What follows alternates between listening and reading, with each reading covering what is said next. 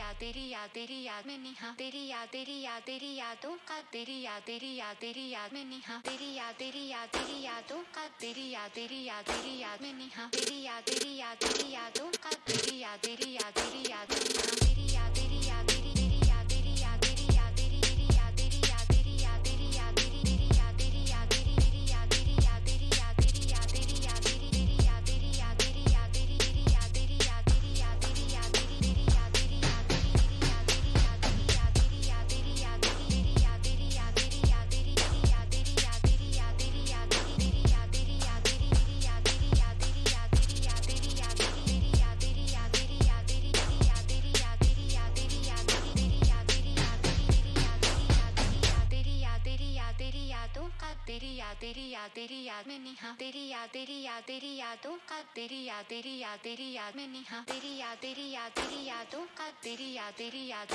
में निहा तेरी यादों का तेरी याद में निहा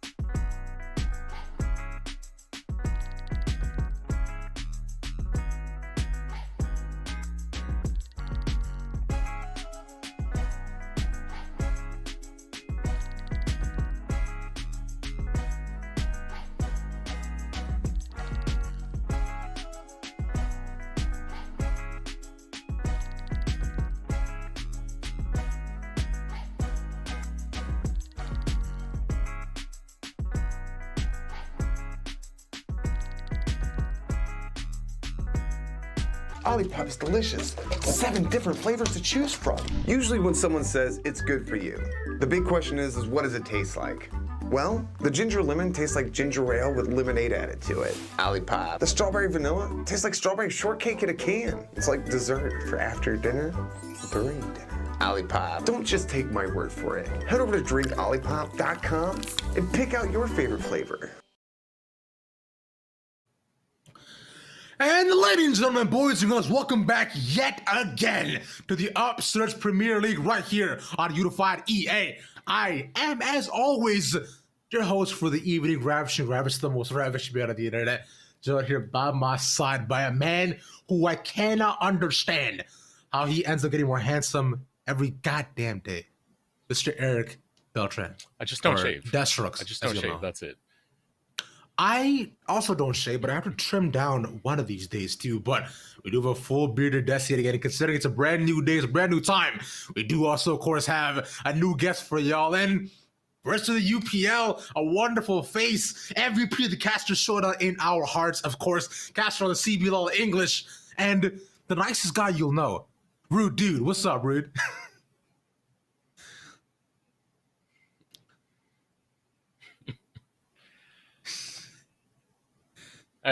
And I can completely confirm that he was on my team for the Caster Showdown. He's a beast, but he's a kind beast at the same time. Rude dude. Oh. The name betrays what he actually is.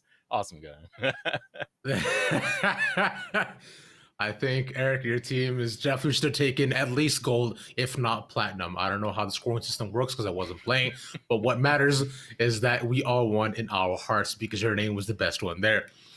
Nonetheless, though, what I do want to get into, as always, consider it's the UPL, the new day, we do have a brand new matchup as well. And a team that I'm personally very excited to see. Like, although we've seen one of you guys personally before, another we have not been able to necessarily experience.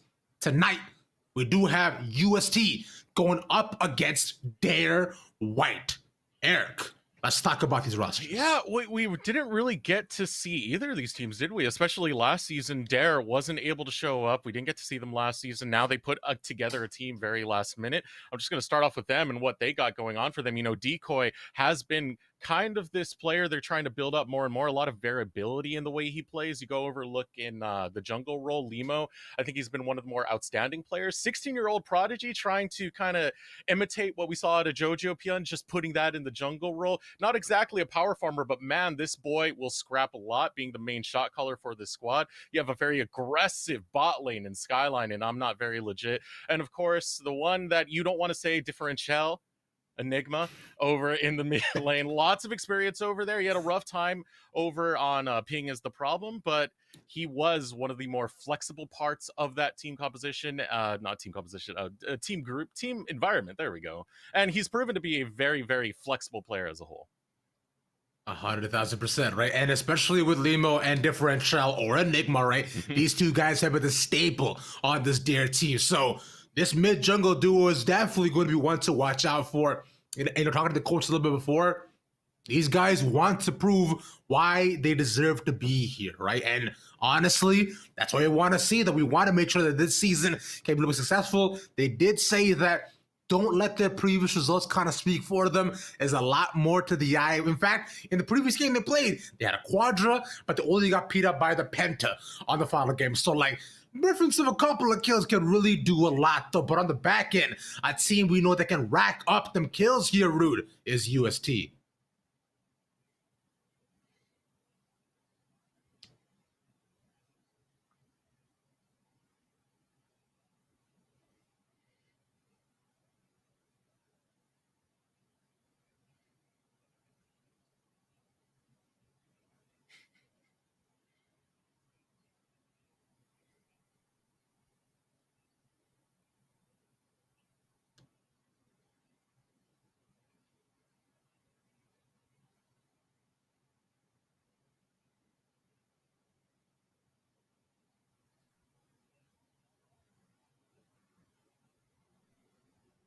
100,000%. Yeah, because I believe, Rue, you may not be coming through real quick, but we'll make sure to get that fixed up in just a couple of seconds, though. But based upon your point that you just mentioned, yeah, mid jungle, good. Right? Just UST, good. Robert Bobbert, the girlfriend stealer himself, very, very good. I think that about summarizes it. Yeah? Like, am I right or am I right here, Rude? Yeah, cool.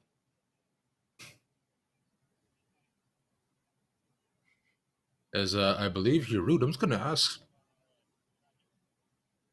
Okay, that is. Yes, I'm just gonna ask you, Rude. Are you check if you are muted in any other platform and options here, my friend?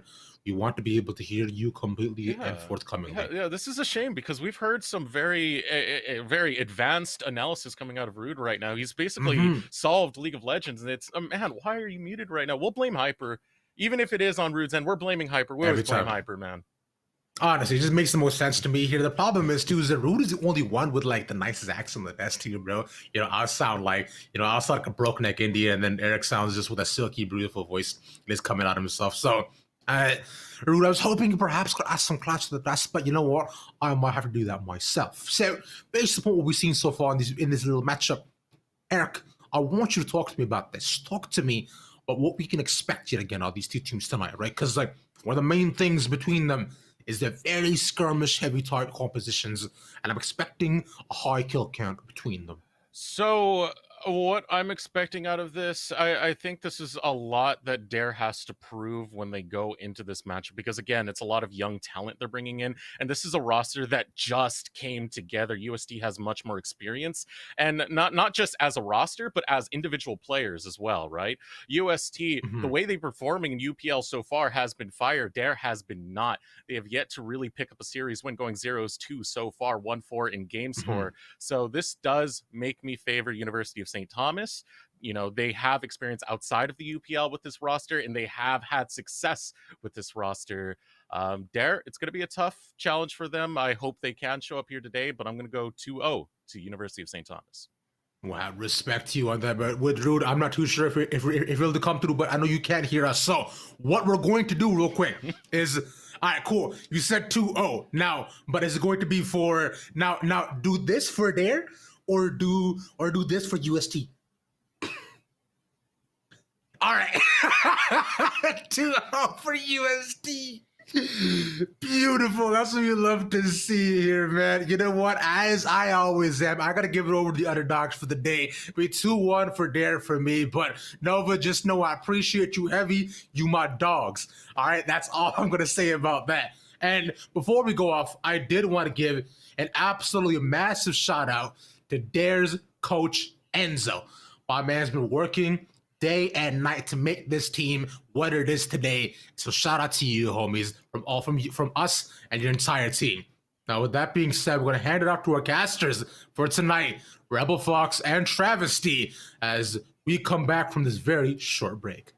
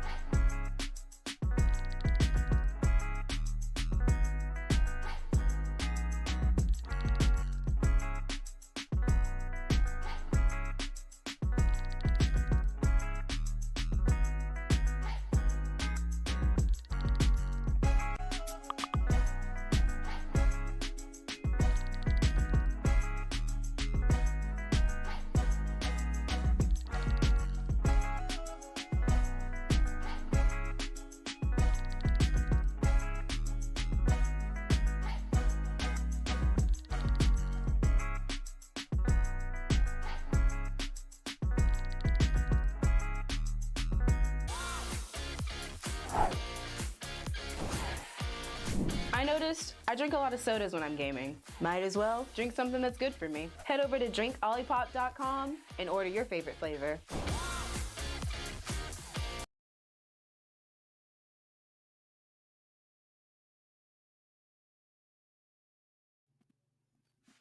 Olipop, Olipop, ooh baby, Olipop. It is time for some UPL. We are getting into it. Rebel looking a little shell-shocked. We're getting ready to go into an epic night of games.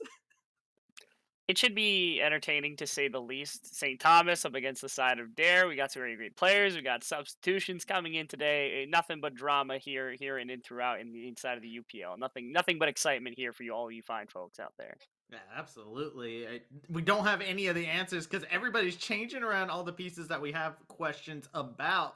And seeing all the substitutions that are coming in here, this does make for a pretty exciting time, honestly, here, Rebel. I feel like we just saw yesterday, we got to see a 2-0 from a team that was starving for that win. We got another situation here between these two squads. Yeah, it's Nova stepping in, of course, for the side of UST. He's the head coach. The number of times that I've had a head coach, I think it's 3 times I've seen so far where a head coach has stepped into a roster here inside of UPL. And the other 2, they did not win. One of them did go the full distance of 3 games. So hopefully Nova can try to break that streak here for St. Thomas, who I think come in as decently clear favorites walking in, the number 1 collegiate program, won 2 tournaments in a row now, looking fantastic, putting this roster all together, and 2-0 so far, having like the very far lead inside of their own group, whereas they're trying to come back from some of the early season, lost a couple of games to kick things off, hopefully can try to put things together as they ramp up for like the middle of the split, trying to work their way back to playoffs. Yeah, hungry for the victory, man. And they're right now they're craving it at this current moment in time. Currently sitting at an 0-2 record, and like you said, a win here is huge at this point in time because we're getting into that midway. We're starting to see these teams, a lot of these leads, like you were talking about, from the opposite side of the matchup, are being accrued, and you want to shore up those leads as quickly as possible. You do not want to be playing a race against the clock at the very end. It's an exciting time inside of the Infernal Division where these 2 teams both hail from here. We're like Illinois State, they're currently sitting like at 2-0, same record as the side of St. Thomas, and St. Thomas just trying to get that little bit of a lead. So it's competition for the top spot before those 2 teams have to clash head to head with one another. And again, they're just trying to put a win on the board. We know the team was put together relatively recently, haven't had the most time together. I know a lot of these guys were competing in some of the qualifiers and such for proving grounds in the last split. So you know they're all very hungry and competitive. It's about how they can put their cards together here as they come into this split as we get into draft. There it is, Travis. Let's go. Dude, I'm ready. I can hear the excitement. I'm ready to get into what these guys have stored for us. And when we got substitutes on the board, I'm always interested to see what kind of champions come out. You get some unique picks that could possibly come through. Some things that may have been practiced. Some things that have not seen any practice. And the new guy says, hey, trust me. That he does. Also, with like the worlds, we've seen like assassins pop up. We've seen like a Moon with support pop up. I don't know how well versed in a bunch of this stuff is supposed to be for either of these 2 squads, but like I'm hoping to always get like Zed, especially with like Kitsuo as a maniac. It would be awesome to see him on something like a Zed to go crazy on an assassin. And then of course Robbie Bob can play that champion too, so it's a flex pick here, at least for the side of UST. I don't know if Kitsuo has actually been playing it. He seems more maniac than that. He's playing like Jarvan going in as fast as possible, level 2, level 3, level 4 ganks, one after the other. But excitement can always be there for a squad like this in the USD. And there's a lot of different picks that can breathe some flexibility here. Like you were talking about, there's plenty of assassins, Fizz also to be named, LeBlanc, all these other assassins that are out there on the table. We'll be curious to see if maybe we can see a little bit of an assassin matchup, as we are seeing these bans. They're coming through kind of slow here, but it shows that these teams are definitely taking their time to think about exactly what they do not want to deal with. Notice if you will also that Dare's got a couple of substitutes. Skyline has stepped in for Enigma, who is a massive piece, one of the few like members that has stuck around. Played on Pingus Problem back in the day, if you remember that team trying to qualify for some of the Proving Ground Circuit team. He and Limo are kind of the heart and soul of the squad that's been talked about, at least by a number of players here on this roster. And so having him not here today, it's pretty influential. Rogue Bunny stepping into the bottom side, I don't think that's as much important, because again, the bot lane was relatively new. They were still a little bit raw when it came to like what they were trying to develop for themselves. But Skyline, this is an interesting substitution if it was necessary for the squad, definitely hurting the side of Dare if Enigma's not around. So now Skyline's got some pressure on him. That's a big shoes to fill for the squad. Yeah, and you're going to have to breach the skyline for the heights of what this team is going to need here, as that is something, like you said, it's the heartbeat. It's been the pulse behind what they do here.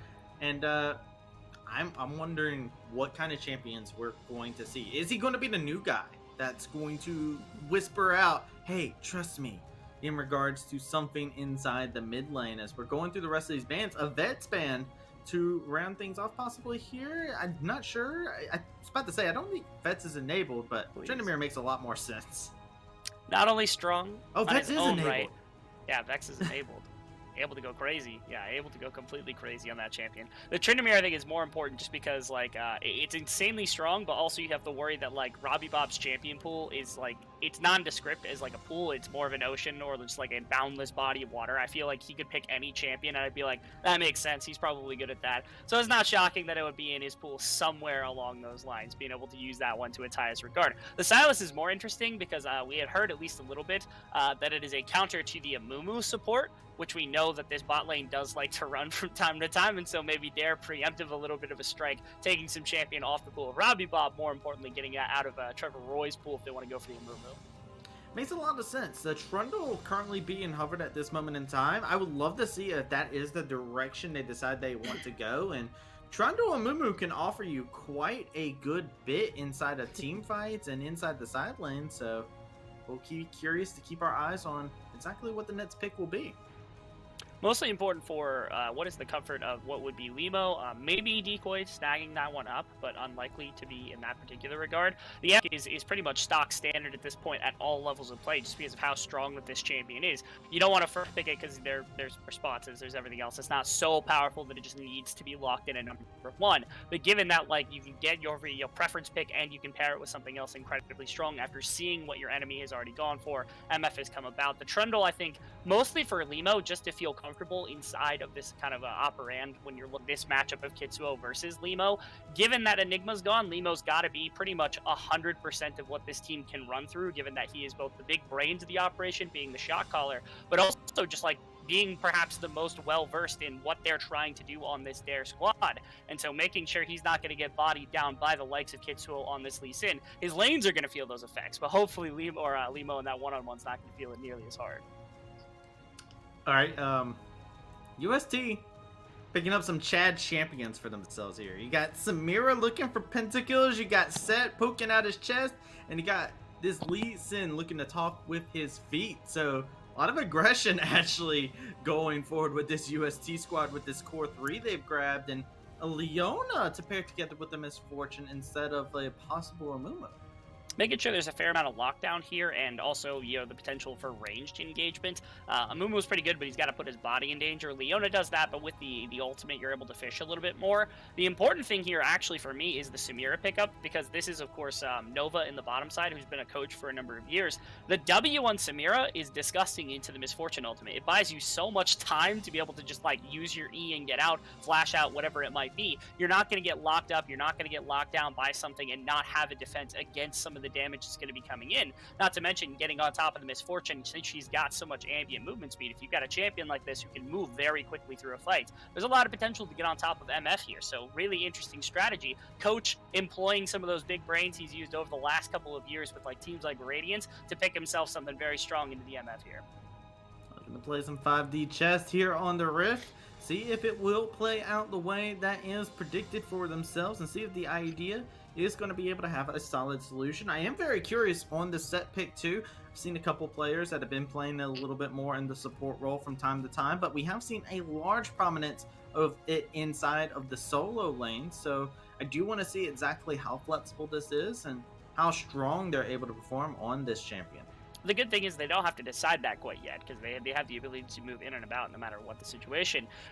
Decoy is somebody that my eyes are going to be on, because again, you think about like Rogue Bunny's relatively new. You got I'm Not Very Legit in the bottom side in that support role as well, and especially with Skyline as a sub, it feels like Limo's got a lot of this. The next name on that list probably has to be Decoy, and so it makes sense. They say, okay, what are you comfortable on? Aatrox is going to come out, something that's been played for him before, something that's good into set if they do opt for that specific matchup. Although it is possible that Porsche's got something in his back in the back foot here maybe that's the case. If you go for the Malphite, I mean, it sandbags the lane a little bit, easier to control. The Kled's fun because you can challenge in the one-on-one with that Grievous Wounds that comes about from the Bear Trap and a rope, something along those lines. But here, they're not willing to go for something that crazy. Instead, they're just going to stick to everything as you can see it on the board. Set does end up in that support role like you had actually previously attested to, and they're going to go for something ranged. They were hovering Xerath. I get the idea of the Victor. I would love to see the Xerath instead, but... Yeah, a little bit spice, but not going to get that spice. It's just going to be Glorious Evolution instead, as Robbie Bob is going to be picking that up. And we've seen this champion do a heaping amount of damage, but check this out. All the way through until the end, there's so many picks. Syndra actually is going to be the answer from the side of Dare. Interesting. They've set up solid team fighting potential when you've got like an MF ultimate, when you've got the Scatter the Weak coming out from the likes of Skyline here in that one-on-one matchup or in the team fighting. The Pillar is able to control a bunch of space. Leon is able to control a bunch of space. Aatrox has AoE, can help control space. There's a fair amount of very good team fighting potential that has been drafted here from Dare, hoping to put those pieces together. And the champions aren't particularly weak at the beginning of the game. MF has some pretty good damage. You know, Syndra is going to be faster into the mid game than what the Victor is going to be when it comes to his itemization. And so it seems like this team's actually playing rather aggressively when it comes to when their team wants to spike, which is a little bit faster than what St. Thomas likely is going to be able to do, at least in theory here, because you got to wait a little bit of time for the Victor. And the Samira, if she doesn't just start popping off immediately, does take a little bit of time herself to get to 2 items. Specifically, the Collector with that Mythic is going to be that huge power spike that you could really start to bank on. Yeah, the mid game is going to be something I feel like is very important. And as you highlighted it, you see the Samira needs those mid game items, but also think about the ultimates to come out from this squad. They actually have a pretty good team fight if they find themselves all going the same direction. And to do that healthily, especially against this team, I feel like they definitely want to be on the same page and really find their stride going into that mid game. St. Thomas has this their team fight will come together eventually when you've got like a Malphite with a Samira and then also a Victor on top of it. You've got damage to work with, right? And then you also have some response when you got like something like the Set who can kind of bounce people backwards, when you got the gravity field to work with. You have ways to prevent the engagement from coming through, but you need this bridge to be able to get yourself into that place. You either need the gold early on in the game, going for things like Rift Heralds to start things off, or you need some action on the map, and then you have to translate that kind of focus from your jungler in Kitsuo into something like Dragons and start stacking for the team fight that you inevitably are going to be going for. My expectation, Kitsuo is going to go crazy in the early game looking for ganks, probably going to focus for that Rift Herald to get gold into his team, and that's going to force Dare into a position where they're taking Dragons. So for them, it feels like it's more about slowing down some of the pacing that can be had by Kitsuo, and if they're able to do that, you're able to force a fight where like MF Ultimate, Aatrox, Syndra come online a bit faster than what the Samira and the Victor are going to be able to do, and with that, you're able to leverage very effectively into this kind of later mid-game situation, a 20-25 minute mark, where those 4 dragon stacks are going to become your win condition. I want to see proactivity from this squad. Like you were just talking about, there's all those great tools there, but man, it doesn't matter how fantastic the tool is if you do not use it. So I want to see them utilizing this properly. You talked about it. You've got a lot of tools actually from this Dare squad here, and they can really punish a lot of the holes that they could possibly find. They've got everything at their disposal. The question is, are they going to be able to push the button? Are they going to be the people that are pushing the envelope? Or is it going to be this squad from St. Thomas who's going to be able to kind of play their own game, maybe let themselves get up into that mid-game point with the Victor, with the Samira, that's going to be able to get into this mid-game. So I feel like a lot of pressure does kind of fall back to this Dare squad just to make sure they have all the answers before any of St. Thomas can ask a question. I feel like in general, also this game, St. Thomas has a pretty solid win condition by getting Samira going in the earlier stages. And while yes, you could play into that, it's not particularly easy. With that W, you can deny pretty much most of Leona's kit outside of the ultimate coming out. You can deny the ultimate coming out from Misfortune, a little bit of damage here and there, and you can duel from pretty decent range when you've got your item, second item type spike. And then anybody else that can come about, things like the Syndra, again, you can dodge with your W or with your E, repositioning, things of that sort. I feel like Dare honestly just want to play completely away from this bottom lane. They want to play away from Nova. If Nova feels comfortable saying, all right, I'm going to put the team on my back, being the coach substituting into this new role specifically for today, Let him have it. Go ahead, challenge him. I think that's the way Yes. you go about. I think they take Limo, they go topside, they say, okay, Decoy, let's get our melee champions up and running as fast as possible. And then again, Cinder is going to come online a little faster than Victor, probably easier to get out damage, set up this MF, who's always going to be powerful as long as the bullet time is available. That's my game plan for Dare right here. Play to your top side. Just don't even let this Samira interact with the remainder of your map.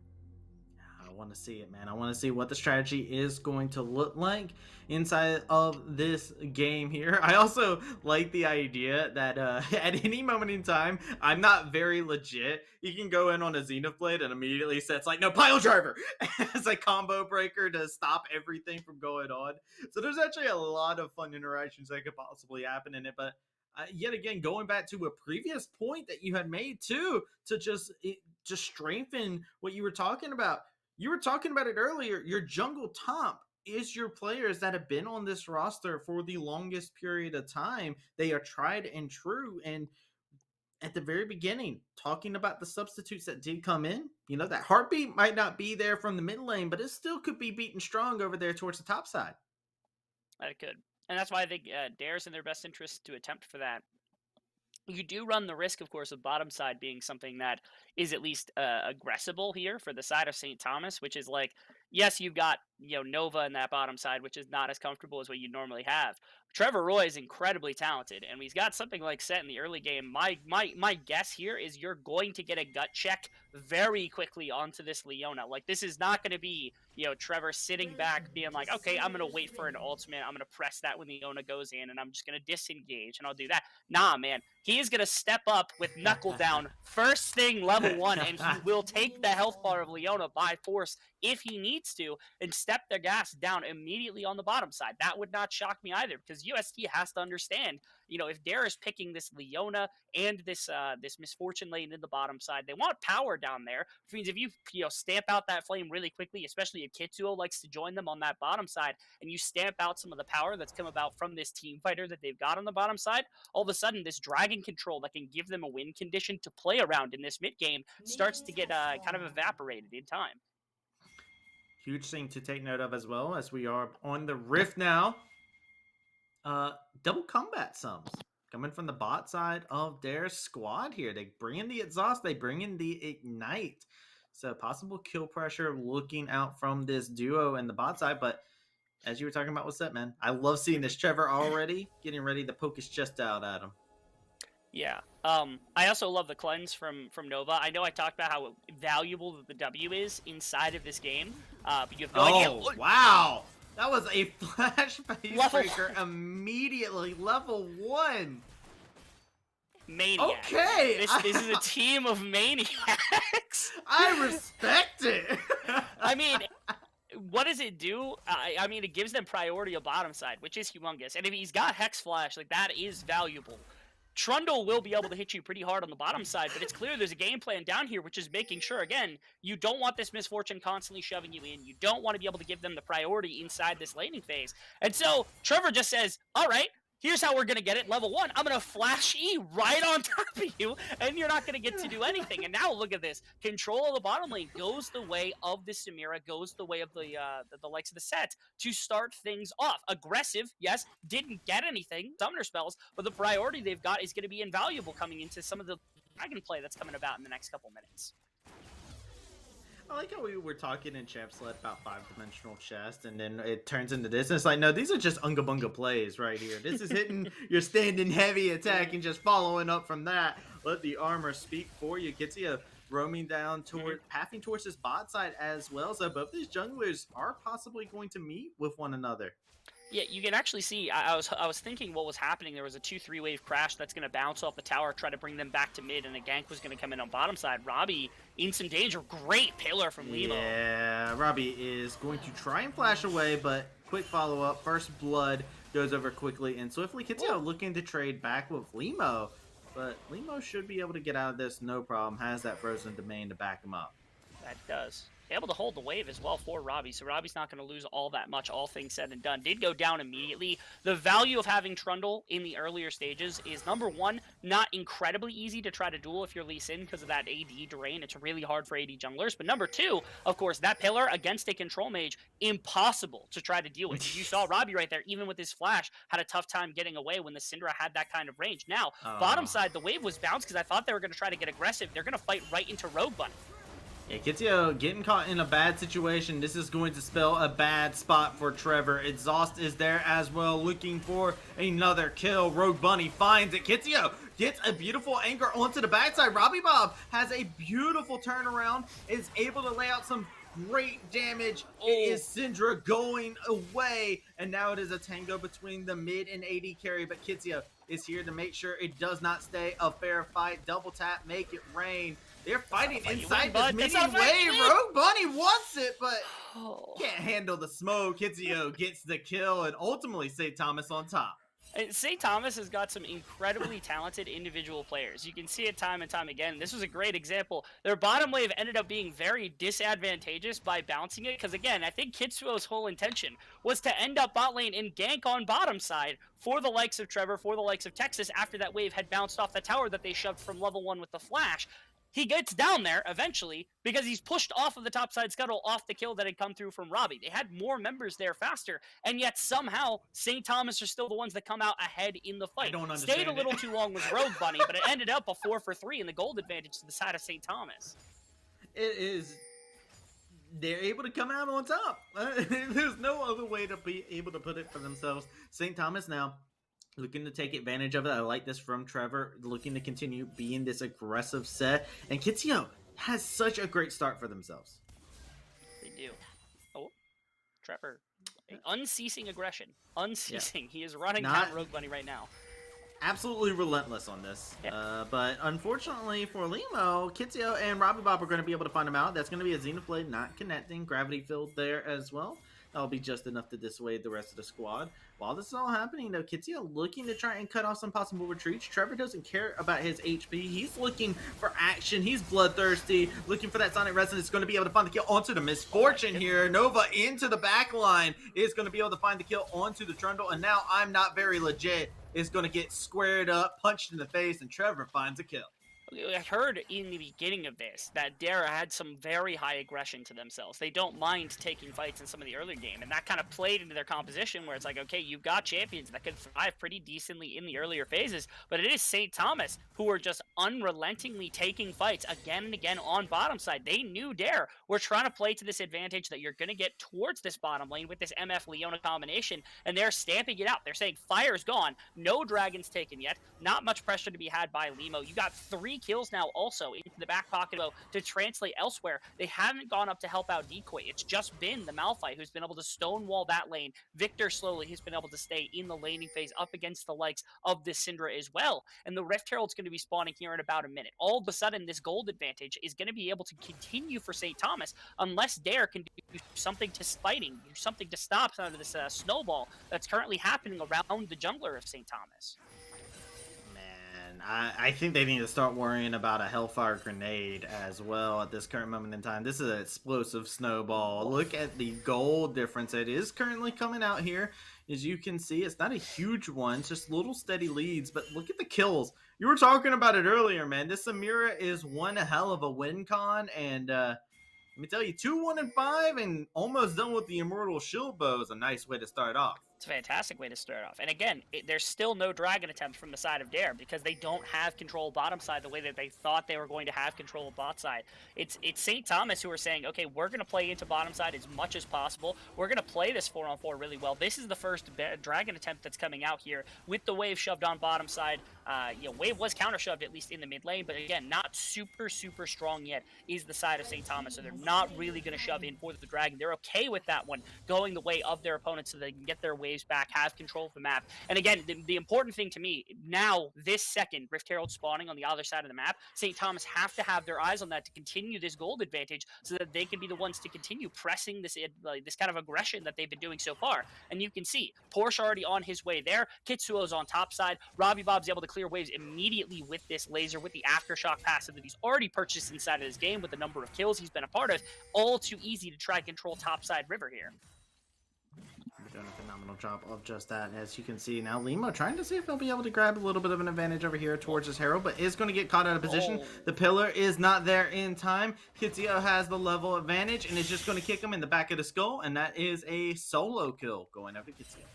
Way too easy right here for Kitsuo. He's got so much gold in his back pocket. Limo wasn't able to spend too much right there. He has just been flexing this one-on-one. It's supposed to not be horrible for Trundle. Limo right there missing the pillar, kind of cost himself the one-on-one, forced his own flash out. Didn't even force the flash out of Kitsuo. He just used his W over top of the wall, waited for the ultimate to come up, was able to bring him down in the one-on-one. No control topside, no control mid lane, and Trevor was already on his way up from the bottom side, so now he's going to translate this into a damage into decoy. Yeah, Decoy getting smacked around is not having a great time in that regard, finding himself in the 1v2 scenario. Hasn't been able to accrue any steady advantage for himself. There's been nothing over his way, and now all of a sudden he's being faced with the pressure over here on the top side. Yeah, it was really interesting because St. Thomas set up so much resource and so much ability to go attack that top side of the map, and then didn't need it. Because, Dare wasn't ready for that kind of a play. They weren't moving their bot lane, their mid lane, their top lane weren't ready to play, and Limo just goes down in the one-on-one. There's so much put in. Now Limo's going to make a strike to bottom side. They knew that the Rift Herald was there, but Trevor is already back off of his back. You can already see Kitsuo in the back pocket as well. That means they're not able to find the aggression. They can't find the response play. They are too slow on the draw to be able to punish elsewhere on the map. St. Thomas running tempo right now over top of Dare. They're still looking for it, too. Look at this. You've got Tetsus, you've got Trevor. They're looking for something. They're trying to see if they can spot him, and that's going to be there. Looking to try and pull the trigger, but here we go. TP's coming across the board onto all the members here. Down here into the bot lane. That's going to be Porsche being able to find the kill onto Limo here. World Ender into the backside. That's going to be a beautiful Hellfire Grenade as the cleanse comes through as well. Decoy finds himself getting dropped very swiftly. Rogue Bunny getting the retreat cut off. Kitsia there to play. Spoiler, Leona next up on the list. Looking to chalk him off. Double kill for this Lee Sin. Gets stunned up by Scattered a Week, but Kitio doesn't feel anything like the term as he's looking for the kill. That's not the direction you want to walk. The damage coming through. Kitio is on a rampage. Man, normally you call Kitsuo a maniac because of how aggressive he is, but this game it's seeming far more like he is a cold, calculating genius. He is up 3 levels on Limo right now, taking the one-on-one. He's got Rogue Buddy there too. Oh. I was about to say, it would be terrifying if he just turned around and just killed Rogue Bunny. He didn't have the Dragon Rage kick at that point. I wouldn't do it if he just got another triple kill off the back of that one. Listen, he's got the Goro Drinker now. He's feeling pretty good, all right? He's feeling amazing after this early game. I mean, he's put on so much pressure that's just not been responded to from there. That bottom side fight, that was a play that was opted for by Dare. They spent way too much time trying to punish, and it took 1 TP in response to draw out 2 from the side of Dare. They had all 5 members there quickly, and it was Porsche's ultimate that just sets up this huge Samira play that ends up just tearing apart Dare. Like, the ultimate from MF almost got good damage off. It wasn't a horrible usage from Buddy, but just didn't get enough done. Oh, man. And that's Nova going to get dropped there. Beautiful play from Dare to go ahead and realize that. But while this is all happening, look at the aggression happening in the mid lane. Trevor getting himself popped, the orbs, catching him off guard, out of position. And now all of a sudden, across the board, Dare are finding advantages off of some costly mistakes. This is what I was hoping for at least a little bit earlier on in terms of what happened in this game. When you got this, like, Kitsuo, you're insane. He's looking for it. He's going to be able going to find for it. this, Yeah, too. He's got it. He's Oh. going to use that Dragon Rage kick. Beat him with Very nice. your own support. Your bodyguard turned against you. Double kill for Kitsia. Just flexing this massive gold advantage he's got in this game. Hasn't even dropped the Rift Herald yet. You only have 2 minutes or a minute and a half now until plates are down. I think you want to go mid lane immediately and just make a play for that as much as possible because Robbie has control of this wave. I was hoping that's going to be the play at least. Maybe he has to wait for one more for the Syndra to walk up. But Kitsuo just, driving all of this energy that's coming out from the side of UST. You can see Dare's got some tools to make plays happen, right? But it's just not working. And Trevor right back to box or top side. Just going right back up the top lane. World Ender popped. And Porsche looking He's to not see if dead. he can catch Decoy with the cheese wheel, and Decoy lactose intolerant. Lee Sin It's got a so- little bit overzealous, popped the Herald inside of the jungle, so Herald didn't get anything out of that. So unfortunate, but Dragon now being started up tier, finding their second Dragon of the game. Yes, I'm not sure if that was accidental because he was trying to ward hop or something, but he was brought down by multiple people. Now Nova as well. Yeah, Nova's gone. Yeah, there's moments of UST that look amazing, right? When they're doing their proper setup, when they're having these kind of individual moments, they look fantastic. But then they get caught out when Dare's able to find them in response, or they end up overextending. Like I said, I was waiting for Kitsuo to find his way to mid lane, just to put pressure onto the Syndra, drive her out of the lane phase, drop Rift Herald, then they can move this Victor out. They can try to move into the bottom river when their bot lane shows back up, and maybe they can contest for Dragon. Like, that's a slower, more methodical play than making aggression. Instead, he decides to go for an invade, ends up getting caught out. It does buy space for topside to find something, but it's not too heavy, and it's not that much all things said and done, because it's a bit of tower plates for your Malphite in exchange for what is now Dragon and bot side tower for this Misfortune, who is one of the kind of main damage dealers for the side of Dare. So St. Thomas are not without their flaws inside of this game, despite how well they've been playing.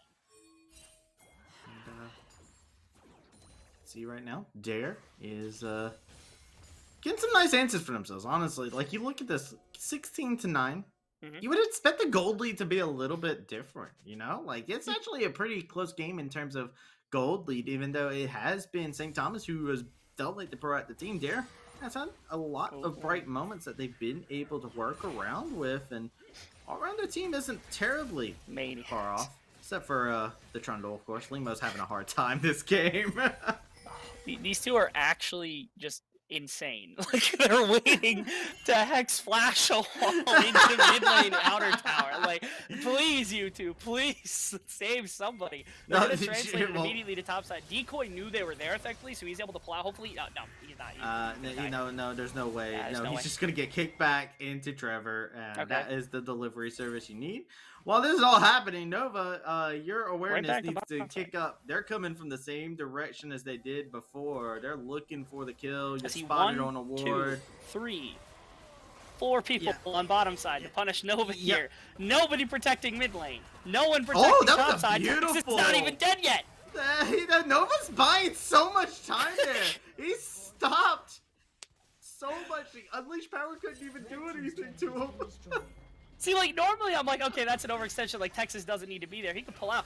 Look what they're getting topside. They just pulled mid tower for Robbie. They're going to pull Rift Herald off the board. You have your, like, Malphite slowly pushing in top lane, getting that tower as well. Like, you lose so much if you're Dare. Finally, they get punished for this, because there's been a number of plays where Dare has been able to respond because of just overstepping from St. Thomas. Right there, that was a bad map read. They did not aware of the fact that they had complete topside control, and they needed to wrestle away probably mid-priority before they did anything else, just to make sure that wouldn't come through. Instead, they moved 3.5 call it because Misfortune was in the river, and they're going to lose their top Decoy. laner. Okay, well, Decoy is dropping here. That's another kill Another to trade Lee against Sin. these. That's another death for the Aatrox. I mean, this is a trade here between the top and bot side, but whew, this is Where's Rift Herald at? Are they going to wait for the next one for Rift Herald? I was hoping they would drop it and just punish immediately, trying to get the inhibitor tower, but it Yeah. looks like Kitsuo is going to shift into mid instead. I think it makes more sense. Nobody right now is deploying. I'm waiting. Misfortune's going top. That's Syndra walking towards top, now shifting back towards mid. Nobody went to defend this either. Just drop Rift Herald. Kitsuo, you've got Rift Herald. Kitsuo, Kitsuo, drop the Rift Herald. Just take the tower. No. He must have a plan for it, but like I feel like that was such an obvious Rift Herald. You just drive it into the tower, you get another tower gold, and you get mid inner. You pull so much for that tower He team. wanted the empowered recall. He wanted. I mean, that's fair. I understand that. I mean, the way he's been just all over the place, he deserves an empowered recall this game. But I mean, you probably like he could drop that there any time and not have too much of an issue. Maybe they're saving for next dragon because they were only a minute out from the next dragon coming Yeah. through. So I'm thinking maybe they were waiting for this wave to come back out. So now Kitsuo, what he does is he takes this Rift Herald, he pushes this wave, he drops it mid lane. Now Dare's like, we don't really want to lose our mid inner tower, so we have to respond to that quickly. Nova. That's Run down. Nova getting jumped onto yet again. Chomp, he's gone. As Limo has put the Okay. target onto him. Action is going on in the mid lane. Kitsuo looking to just take it down. I mean, they could have just popped Herald there and taken that, but they say no. We're gonna wait on to it as Rogue Bunny finds the top tower. Yeah, it's Dare who's playing away from the bottom side Dragon, which is a little shocking because, again, that's usually what you would consider to be their win condition. But here, they play into what is effectively a solo lane Samira at this point because of just how much that Trevor Roy has been roaming across the map as much as possible.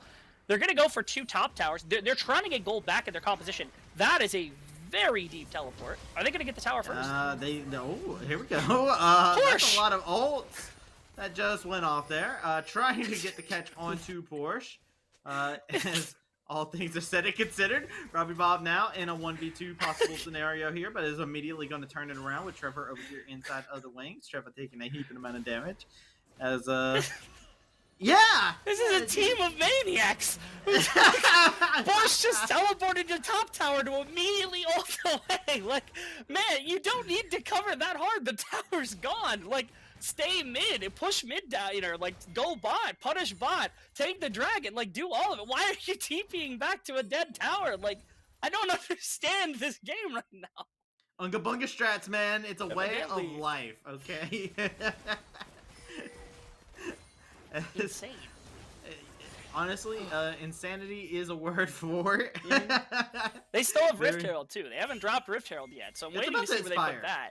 Because, like, yeah, it's not quite expired. They have maybe 30 seconds before they really have to commit hard to something. Mid inner and bottom inner are both put it within top. striking distance of it as well, so there is that to consider. I'm waiting for where Kitsuo is going to show up on the map, because right now he's top. It maybe looks like, okay, if they set up top wave, they could maybe put Rift Herald top, and that's just like a dead inhibitor tower because of the coverage that has to happen in mid and bot. Drop So it. it would be a nice read from St. Thomas to do that right here and right now. Okay, it's going to go on to top side. Now he's going to sit here, and he's going to wait for the rotation. It's going to force Rogue Bunny to go way too far out, and that's going to pull a bunch of attention off of mid lane, so they're getting mid inner for that. Well, there's a lot of attention on the Robbie Bob. He gets shut down immediately, as that is a kill going over to this Trundle. Limo finding a little bit more gold in the pocket. Scatter of the Week connects onto Porsche. Lots of focus onto this Malphite, but that's not who you want to target here. Soul Flare goes wide, only hitting onto Porsche himself, as they are still looking to continue the fight on forward. As towers are falling off screen, as this all happens, a beautiful pillar to make sure that Porsche has nowhere to run to. Trevor having to retreat, Kitsuo as well. And that is going to be St. Thomas picking up a little bit of gold for themselves, but having to sacrifice some blood for it. It feels like really early in this game, St. Thomas was playing with a bunch of respect, and they were getting more than they had bargained for, or they didn't need to pay as much respect. Now it feels like they're not paying enough respect, where it's like, Yeah. okay, right there, they did very greedy. They're trying to push all 3 lanes and drop Rift Herald in, like, the most easily, like, defensed tower because of how far in it was without a pushed wave already under the tower, things of that Yep. sort. Like, it feels like there's boxes that need to be checked, and, like, at the beginning of the game, they're over-checking boxes, now they're under-checking boxes, and you're missing stuff, like, okay, you're gonna get punished top, you're gonna lose to, like, Robbie Bob bot lane. And they're still flexing their gold advantage. They still got over 3k advantage right here, and it's gonna take a minute, because also, they, Dare got slowed down from the dragon stacking mechanic. But it is still very sloppy, at least, in terms of, like, how they've been able to try to really put on this pressure. It feels like they've almost been going for kill shots consistently for the last like 5-10 minutes of the game, rather than just continuing to ramp this gold lead the way we would expect them to, or the way that you would normally watch in terms of a game and its progression. I feel like it's less of flexing a gold advantage, and it's a Kitsuo advantage that they're flexing right now. As it's been like, it feels like you said, they're setting up kill shots, but the loaded gun is this Lee Sin, and they are constantly trying to move around Trevor, especially around this Lee Sin. So I feel like they're kind of in this weird lull where, like you said, man, it feels like they're not paying the respect. Then it feels like they're paying too much respect. There's so much that's going on from this St. Thomas squad. It's giving Dare a lot of breathing room. Can I also just say that, like, shield bow, double vamp scepter, I don't think I've ever seen before. I get the idea of wanting a ton of lifesteal, right? That doesn't feel super efficient to have in your inventory. It doesn't. It feels like it's a lot of lifesteal, don't get me wrong, but it just doesn't feel right for Oh some my reason. god, looking like an assassin. Kitsuo, please give Rogue Bunny a rest here. Facebreaker not going to Oh, be what able a to connect pillar. onto them Misfortune either here. Beautiful little bit of damage to come in. Trevor is all alone. The gravity field is there, a beautiful flash, but it's not going to be able to stop the unstoppable force, as that is going to be Syndra getting dropped, and 1 kill for another over here in the top side yet again. Yeah, the damage was dropped really heavily onto Dare, and they burnt every ultimate just to make sure that that was a 1-for-1. Solid hold on top side, but the Baron attempt here is going to be very threatening given just how much damage is held. They've got enough control around this to be able to work with, and Robbie is a very good kind of shove off here of Limo. They can try to contest. Again, they don't have ultimates to work with, and there's a lot of ultimates to try this with, but right here, it's feeling tough. Like, Limo has to run all the way around this pit and get blown up. Robbie has so much control here with the Gravity Well. Yeah, trying to see if he can grab something. Oh, they actually did get the stun onto Decoy on the very end there. It looks like Nova finds an angle, pops off, and fight is explosive. 2 members dropped immediately. Dare going to find himself losing to jungler. I'm not very legit. Going to catch a couple cheese wheels, a couple rocks to break the legs. We'll try to limp away from this, but St. Thomas come out big off the back of that Baron. It's been a couple of times now that we've seen St. Thomas overstep right there. They're on Baron. It's a little risky to turn, but it's Texas who makes this really incredible play. Coach with hands must be the breakfast of champions, the pork fried rice coming in clutch for him here inside of this one, because right there, insanely good kind of turn immediately from Texas. Punished off the back of that Gravity Well onto Leona, able to pull off a couple of really important members from Dare. That fight got broken before it had even really started on their contest for the Baron that should have slowed down the game. Now, all of a sudden, St. Thomas is rocking 2 Mountain Drakes. They've got themselves Baron. They've got gold in a bunch of places, like Robbie has now gotten onto like the 10 stack like Magi's, along with 3 additional items. This is no longer a team that's waiting to scale. They've gotten to the items that they really need to do damage. Lino getting taken for a ride. Beautiful ults connecting on the 3 members, but Miss Fortune completely untouched here. They're going to be able to find 2 kills in such quick succession. Kitsuyo looking to try and see what he'll be able to do, trying to see if he'll be able to find a way to make sure that this team fight is not for nothing, as a beautiful scatter of the week will end Nova. But the Chaos Storm, it is brewing and it is annihilating the side of Dare. A triple kill from Robbie Bob. And that's what we've been waiting on all game. We knew the team fight was going to be there eventually. Dare, I mean, they like lost that initial engagement, but after that, they were destroying that fight because there was no Victor and there was no Samira around for a long time. I really thought UST had done a lot to throw away the advantage they had just gotten off of everything, but once their damage dealers arrived, enough time had been bought. Kitsuo with that Guardian Angel doing great work, that Kick having a bunch of stalling time as well. And once Victor stepped up, I think Dare finally knew. They were like, okay, we made a mistake. Like I said, we should not have chased this far. Once we got our return kills, we should have walked away as fast as possible. They do at least get Texas off the back end of that play, but still a lot of damage, a lot more gold going into the pockets of Robbie, who went from 10 to 22 stacks on that Magi's. The Victor definitely fearsome inside if he wasn't prior. I mean, if you needed proof, just go back and rewatch that Chaos Storm. Look at the amount of damage that it did here. And finally, St. Thomas, they found themselves with a comfortable gold lead with how they've been playing this. But now 3 members to the bot side onto this Malphite is going to force him to go ahead and ult away. But this leaves the rest of the map open for some possible plays from the side of St. Thomas. They had a moment of breathing room because you had the Samira was coming back from death, and then of course like the Victor had to back after that team fight had come through. Neither were deployed, so they say, okay, we'll put 3 members into Malphite on bot side, and then like the best you're gonna do is shove in mid wave, shove in top wave. We'll be able to catch those off of our back timer as well, and it's gonna be that easy. Is Trevor even a support this game? He's got Gore Drinker. Yeah, I recognize that. I recognize he's essentially top lane like set inside of this game. It reminds me of, you remember the dude who got banned for playing Singed Jungle despite the fact that he was like plat 2 or something? Like he was winning on it. It wasn't like trolling. That's what this is, but it's with Set. He's just a second jungler in this game, living in there, making sure that Dare is just miserable without any pressure on the map at all.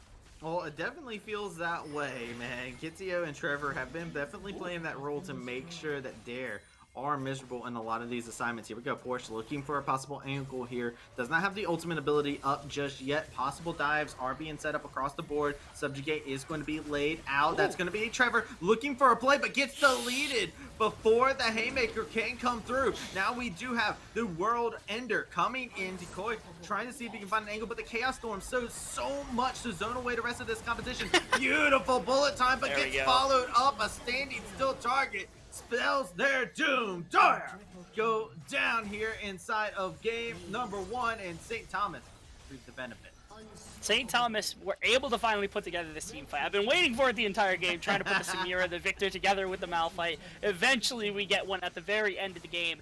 A lot of flexing, especially Kitsuo, who went crazy inside of this game. They had a lot of individual performances that looked really good. I like that they cleaned up towards the end as well. They were able to make a really solid shot call, punish at that Baron, and from that point, the game was effectively over. Before that, mid-game, like, you didn't have the best mid game, but against St. Thomas, they're running a new bot laner. It was tough. You know, Trevor Roy was second jungler. He was off out and about. Like, it's not a gameplay style we're going to see super consistently from them. Just clean up those errors for game number 2, please, St. Thomas. As long as that happens, I'm okay with it. But, like, please just clean those up because you don't want Dare flipping that. Dare did a really good job trying to fight back from time to time. Game just went too long. Victor, Samira ended up getting onto their important items, so we're able to beat them down on their own. Absolutely. With that being said, ladies and gentlemen, we got a lot of questions that we have after stepping away from that game, but it's not for us to answer here. We're going to throw it over to a short break. When we come back, our desk is going to go through, break things down from game number 1 and get us prepared for the rest of the series. So, ladies and gentlemen, don't touch that browsers. We'll be right back. Olipop is delicious. 7 different flavors to choose from. Usually when someone says it's good for you, the big question is what does it taste like? Well, the ginger lemon tastes like ginger ale with lemonade added to it. Olipop. The strawberry vanilla tastes like strawberry shortcake in a can. It's like dessert for after dinner, during dinner. Olipop. Don't just take my word for it. Head over to drinkolipop.com and pick out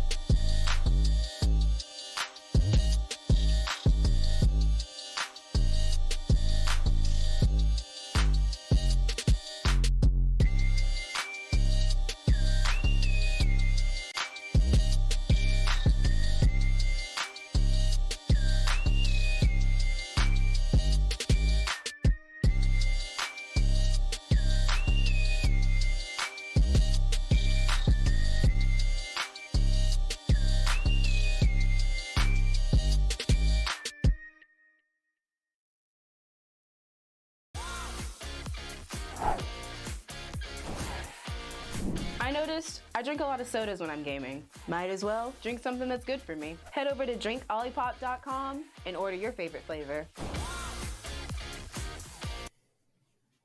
Ladies and gentlemen, may I present to you just a couple? I hate you, Eric. I hate you with everything in my soul and beyond. Stop I'm it, annoyed. please. I'm the Brit here. Why don't I get my face photoshopped onto Gentleman Cho'Gath? What's happened? Where did I go wrong? I should have photoshopped his face onto you, Rude. I'm sorry about that. Look, Cho'Gath is one of my favorite champions, and I also one of the champions that I play best in the top lane. But that's besides the point. Let me explain to you in a couple of different lines how that game went from the perspective of Rebel Fox. If I may. This is a team of maniacs. Why does he have 2 Vamp Scepters? He is living in their jungle. And that was the game that UST played. That's it right there. Like, just to be able to tell you all what happened. And by the way, I do want to say yet again, Nova, when I talked to him earlier today, said, bro, I want to let the team shine. I want to be able to let my players have their moment, right?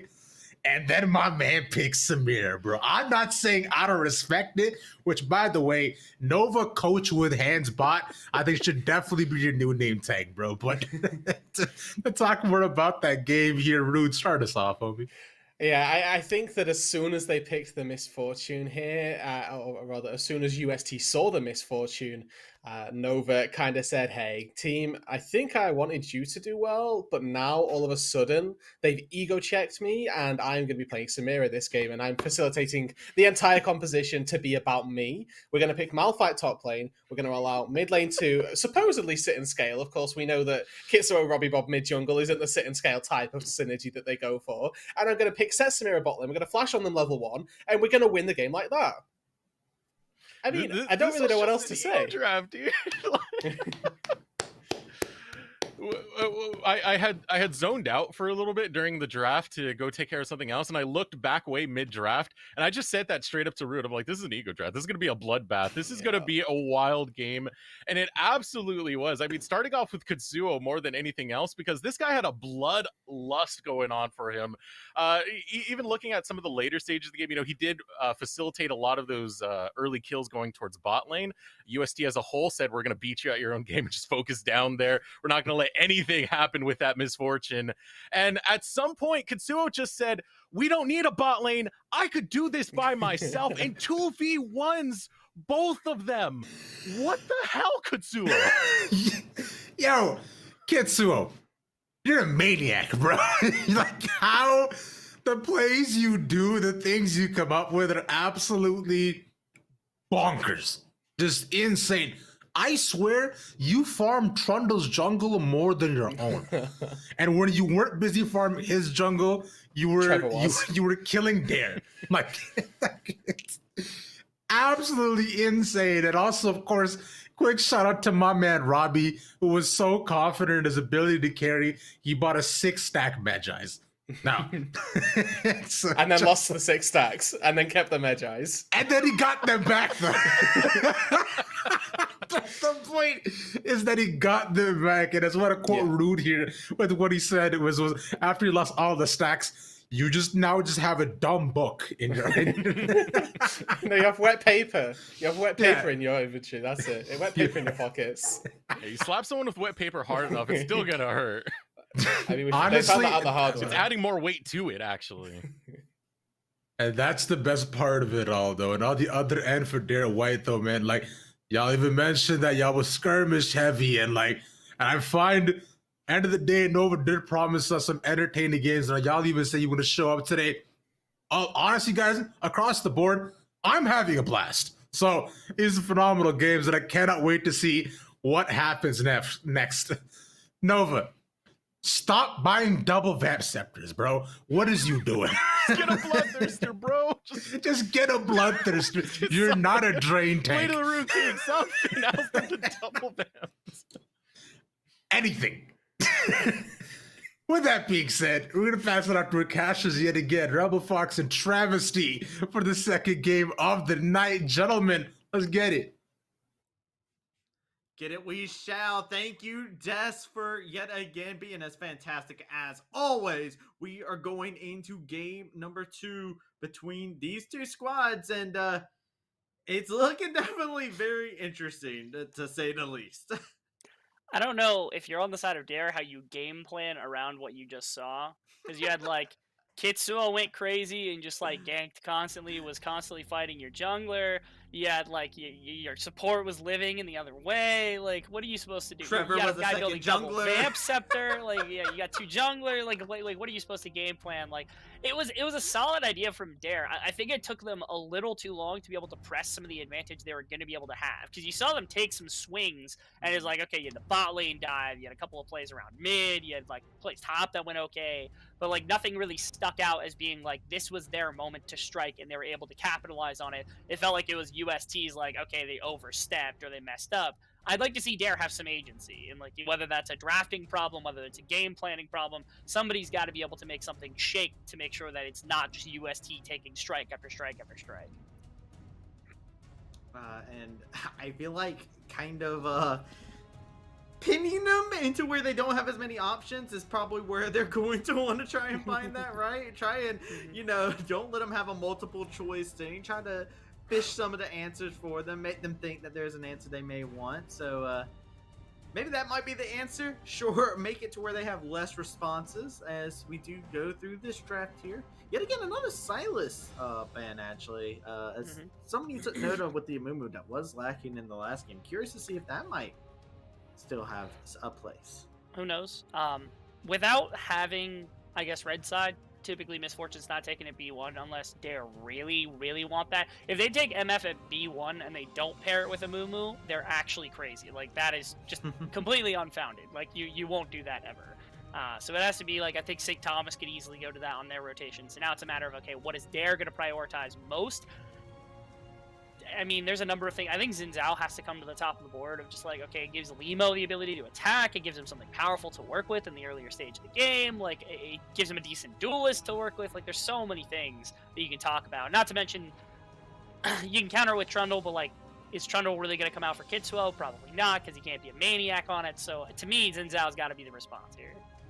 I love the fact, by the way, that Dare did ban away Lee Sin. So it's just like, yeah, no, we've seen it. We don't want any more of it. But interestingly enough, Misfortune was taken on tip. That's a first pick rise instantly.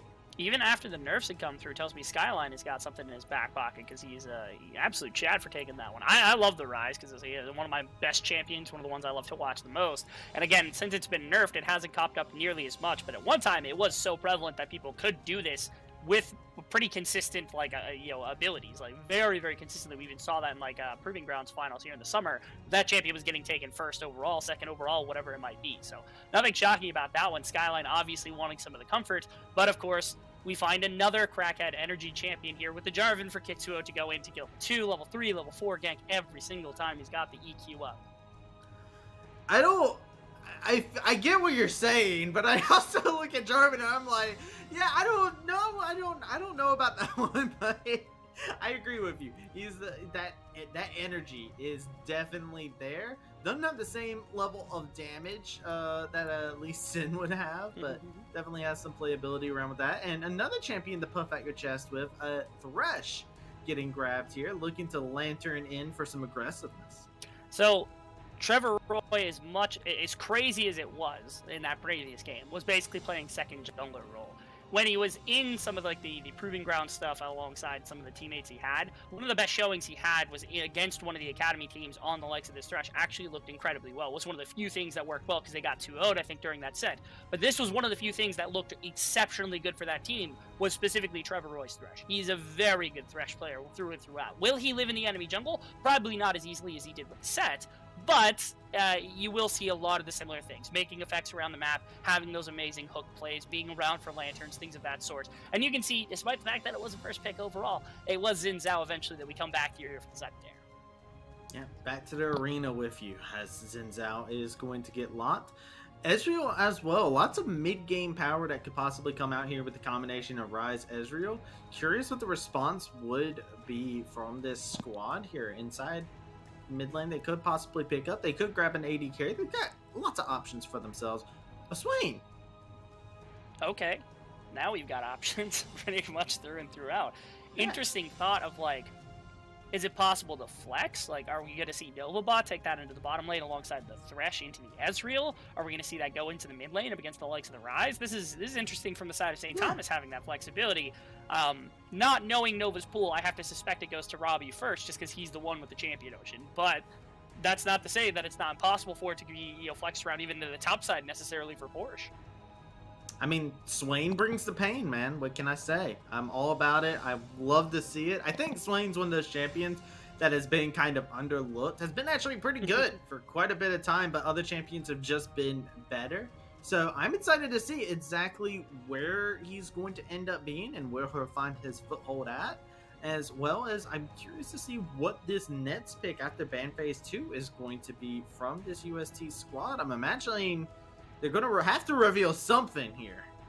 I certainly know there's no bias about this Swain coming from the TLA Academy caster who covered. No, Young, no, who played not this at in all, the bottom no. side. Zero bias whatsoever towards No this champion, bias. but it is curious to see what it's coming for. I love the double bans on the bottom side, just making sure there's nothing protective to get this Ezreal out. I'm curious if Dare also go for more of a roaming strategy, because it's one of the best things that you can do with this Ezreal is just to play super defensive. Opt for that. I don't think it would be bad to necessarily throw Swain into the bottom lane. It's this response, because it's like, how is Ezreal going to kill this Swain if you get him into like first item territory, that kind of place? If they lock in a Wukong here, this actually leaves a very interesting situation. Yes, the team up. That rounds out this composition beautifully. But if they lock in something that could act as a jungler possibly or something like that, it could be pretty disgusting. This Tryndamere locked in. Woo! I like it. I like it. They got quite a few curveballs that they've thrown into this. Yeah. Trying to decipher this composition it's playing 5D chess. We come back to the same idea. Something tells me we're in for some more maniac gameplay coming out with the likes of this Tryndamere being able to proxy and like sit in the enemy jungle, having a bunch of damage to come out. We don't know whether it's going to be mid lane, top lane. We don't really know where it's going to be. Wherever the Ryze is, I think you're okay. The Ryze into the Tryndamere, so wherever that's going to be is not the place you want to have it into. This would be intriguing to say the least. I don't believe it. I was about I'm to not say going to get pulled. This would be cool. This would be cool, but I still don't believe it. I don't know what it'd be for. That Okay, makes there we more go. That makes much sense. more sense. That Okay, makes a lot that's an more actual sense. support. That's something that can be used as a support. That's quite nice. Okay, so minimum we know we're looking like, okay, Malzahar support. I miss it. It was great back in the MF times of support back in 2016. But like, it hasn't been a support for a long time. I don't think you can play that champion there anymore. Legit, I've tried. Trust me, I've gone about. This is okay. Like, So this would be Swain in the bot lane, which is actually pretty disgusting. would it be compared Swain to in the other- bottom lane? It will would it be be Swain in the bottom. Are you of the sure it's not lane. going to be Naz's bot? Since, like, I mean, Trevor Roy literally Naz's lives outside of bot. lane. It's just perma stacking for the Nazes as the wave gets pushed in. They lock it in. So trying to decipher this is going to be near impossible. Okay. All right. Lay out your bets. Let's not talk about who's going to win the game. What's your orientation for these team comps? Swain is going mid lane into Ryze. Top lane is going to be Tryndamere, and I think they're going to be pulling out the Naz's bot lane tech. I think that's what's going to happen here. That's my prediction for what's going to happen. For a number of reasons, but that's my idea here, at least to say. It is also entirely prediction, possible. Oh, go ahead. Swain bot lane, Tryndamere mid lane, Yawn and then fanboy. Nasus top Yawn lane. fanboy. Hey! Tragic. Truly. They Production said simply I was haven't caught up correct, to so. my they haven't caught up to my level of thinking yet. We'll just get UST on board eventually. But Hey, all right, listen, let's listen, talk about the compositions TL9. then, because now we have a chance to talk about compositions, right? Yes. We Okay.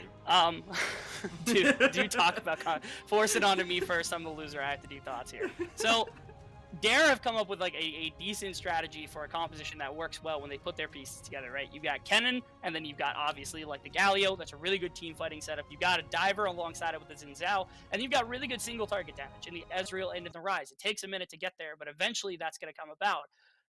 It feels like that team fight is what they're going to be banking on, and while it's going to take time to get there, eventually they can operate on it. St. Thomas never wants to team fight. When you've got Nasus on one side, you've got Tryndamere on the other, and you've got a Swain in your third position with a Thresh, not to mention anything else. This team could probably just play 3 lanes the entire game and never worry about anything. Like, they just have perma 3 lane split push and not have a problem the entire time if they really wanted to. And Kitsuo on the Jarvan means they're going to go crazy in the early game. I don't know how it is, but you have to find a defense from Limo, because this Jarvan, he's going to hit level, he's going to gank someone. He's going to hit level 3. He's probably going to gank someone. If he didn't do it the first 2 times, he's going to gank level 4, and he has a quota of ganks he needs to hit that he's checking off like as he goes, and eventually he's got to hit that number. I'll be honest, if I'm playing Limo, I'm definitely going down the list of who's the most susceptible from my team at this current moment in time. Because, I mean, if you think about it, Ryze early game doesn't have that Everfrost, doesn't have that same escape potential. Yeah, you have the Rune Prison, but that only locks down onto one person for a little bit of time. And then also Swain Thresh, man, that's a disgusting level of CZ. There's a lot of lane control here, so it could be very scary here as we are going into game number 2 here. Could be our final game here of the evening as we are seeing these squads squad up here. 5-man stack coming in. A glorious zoom on the dog that's been let out. Just walking in, enforcing their territory, making sure people know. It's going to be difficult to see. I can say from experience also that, like, if you don't punish really heavily early as this cannon into a Nasus, it is really, really hard to put damage into a Nasus when he's got enough lifesteal. Like, you'll put like a Q and a W and an E combo all into him, and he'll take like 25-50% of his health. How did they get? How did they get him? He's dead. How did they get him? Very easily. It's called this lane. It's a lot They of walked CC, into his and he face. They disrespected walked it. up on him. He just rolled up and hooked him. Like, what happened? They just did. He just disrespected Swain. Like, Oh goodness me.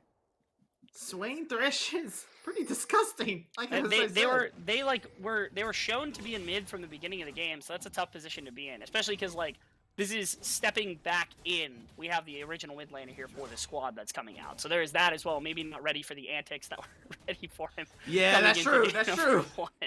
He didn't have to deal with that barrage. He did not in game number 1, so they had to give him a nice nice dive in immediately.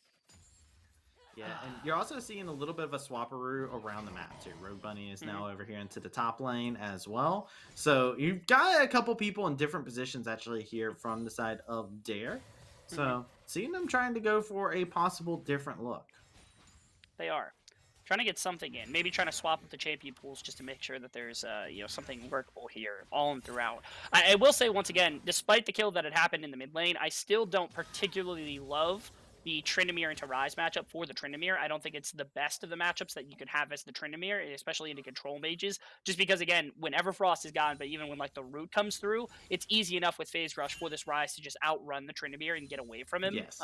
So, to me, I think this isn't the proper lane setup. That's why I wasn't looking for the Tryndamere to go into mid lane, but here, I mean, if Robbie's able to just keep the Ryze in place and get himself into a place where he can start to side lane as well, or maybe have a faster move immediately inside of the laning phase, just because Ryze takes a second to really start to have a massive impact. That level 6 getting the enhanced Q and the ultimate really starts to be that opening. Limo. Wow. This is a he's huge taking some wave back. getting stacked in here. This is Tetspa forcing the TP away. And that squirrely man is going to have to squirrel away. Nova coming over to defend his top laner's mental as he was looking at getting dove. Big props here to the side of Texas. And, like, he's covering as much as possible. Now back in the mid lane. Oh, here we go. Yep, another death sentence Oh, here. No no. flash available. And, hey, that's what you want to do into this Ryze matchup. No, you do. Okay. Dive happened top lane. Limo does fall victim to the turret damage after the cane smacked him a bit. But Doubled back immediately. I can appreciate that Dare at least is taking a different strategy here, where they're saying, okay, Limo, go out and about, try to get something done on the map, and it's happened already. Kitsuo has not ganked yet, which is those words I didn't expect to come out of my mouth 3 minutes in almost 4 minutes into the game. He's gonna make the 4-minute mark. yeah, he's going to go for a nice flash, flag, and drag, though. Will be able to lay out a good amount of damage and grabs that Ezreal. Bring that here. Oh, my as goodness. that is a beautiful doesn't death matter. sentence as well. Can't follow it up, but definitely look pretty to see. The coach has hands, man. I can't say it enough. That was insane right there. Texas with the flash E, being able to find him through what was a decent amount of coverage in terms of minions. Oh, I love this. This is beautiful from Rogue Bunny here. Porsche in a dangerous nice. spot. Nice. Tanking Nice. 2 tower shots. Good on Porsche to get out of there, but Rogue Bunny really putting a good amount of pressure up here on this top side. This is the time in the game where it needs to happen too, because again, it's really tough once Nasus gets like first item, has some tankiness to him, has some bulkiness, for this Kennen to just like burn through his health bar really consistently without just like being in front of the wave. And so here they put resources into the Kennen immediately, making sure the Nasus gets punished, and then Rogue Bunny's gonna keep pushing this as much as possible just to try to get something on top side, make sure the Nasus isn't free to just sit here and farm. Limo finds Robbie, who's just walking. He's walking away. Yeah. Okay, he's just defending the raptor pit. What a good man. Defending those raptors, making sure nobody else was going to show up. I mean, those chickens are his later, is what Robbie Bob is They're not saying. his, they're junglers. Robbie Bob says, these don't belong to the jungler. I'm claiming It's well as these going later on. lethality, man. Like, those are cleared in one queue. And interestingly enough, we're just seeing a little bit of a mind game going over. Trevor making his rotations around the map. I'm not very legit. Is Making his rounds. Second jungler making his rounds. second jungler making his rounds, you know. Will Second he find pass. another third lane? Will he find another mid lane gank? He's looking for it. Gets it. He Death's End is got there. him Flame again. in. The flash is available, but does have cavalry this time. Exhaust being used by Trevor. So it's going to be just that. Just a flash summoner used and an exhaust. He doesn't miss, Travis. He doesn't miss. doesn't miss. He It's doesn't insane. miss. He's walked up 3 times on this rise, and he's hit him all 3 times with those hooks, costing 2 lives. That time not burning the flash, thankfully, because again, Limo was around at least to have some defense right there. So props to him being able to cover the mid laner. But man, it is 3 times now that Trevor's been able to put on a fair amount of pressure. Right there, also, he forced the no, it wasn't a flash. It was just the arcane shift coming out from the Ezreal. But still, his presence being felt across the map so far on this champion that he's so well versed on. I mean, think about how hard it is for Limo right now. Limo is like, I'm tired of having to counter gank 2 junglers here. I just want to get some aggression off. Trying to find it with Porsche in the top side, but Porsche is able to stay fine Kitsuo. here. And Kitsuo's over here. They're looking for the possible dive here. Robbie Bob has a lot of power right now as he does have that ultimate available, but hard stuffing that dive. I'm not very legit in the right place. No. Kitsuo still hasn't been spotted, only just now got spotted after the ward got taken. So, Porsche. He's on his lonesome right here. That's a dead Porsche. He's in a bad spot. The Realm Warp will be there to secure his fate. The Run! Wizard War there. Differential has to flash over the wall to make sure this happens, as the Ghost was used. And unfortunately, Porsche just wasn't 6 yet. No. Wasn't 6 and was caught out because the rest of his team had shifted down instead of shifting up. But now, a dive onto the Ezreal. Can they find that one? Robbie also has push, so they could look for Dragon if that bot side play works out well. Yeah, and you can see this right here. Tetsis. Ooh, they are really putting the pressure here. Ezreal in a dangerous spot. He's got his dancing shoes on. Can you dodge everything here? He's looking to go ahead and use that shift. Uses it early. Gets caught out of position. That's Tetsis on a killing spree as Porsche being targeted out over here into the top side. They are just putting constant pressure into this. I like this. It's getting your Kennen ahead, and it's denying the Nasus the ability to play in this laning phase extremely easily. It's shutting out the ability of the Nasus to just kind of stonewall the laning phase against the Kennen, become this tanky like mastermind, being able to get the stack counter up. But the response on the other side of the map from UST has been very good. They've been able to shut out Ezreal, they've been able to shut out Ryze. Yes, you're getting quite a bit here by putting down Porsche as much as possible, but you're still opening up Tryndamere and this and the bottom side here with the likes of this mage that you've got, and the dragon, and of course Kitsuo, who also is lethality as Trevor's mage. But it's not Trevor caught out of position, beautifully followed up. The chain CC comes out, and it looks like a work of art. Porsche barely going to be able to survive that, and Darren's doing some pretty nice things up here in the top side, but on the other side, Thomas is looking for another claim here, as it is going to be them just looking to see what he can do. Ezreal gets popped. It's a rampage for Nova. Trevor tries to help out his top laner because they've just been sitting here. They're still sitting up there making sure that he's not going to hit level 6, not going to have this. Porsche is feeling so bad in this game right now. So Limo's going to try to find him. Oh And my he's gonna get god! Limo just obliterating the HP bar there. Porsche got 6 finally, but he's being starved, man. And now Robbie he Bob is. looking to lay out a little bit of aggression, but this Rise able to, like you were talking about earlier, can just rune prison and walk away.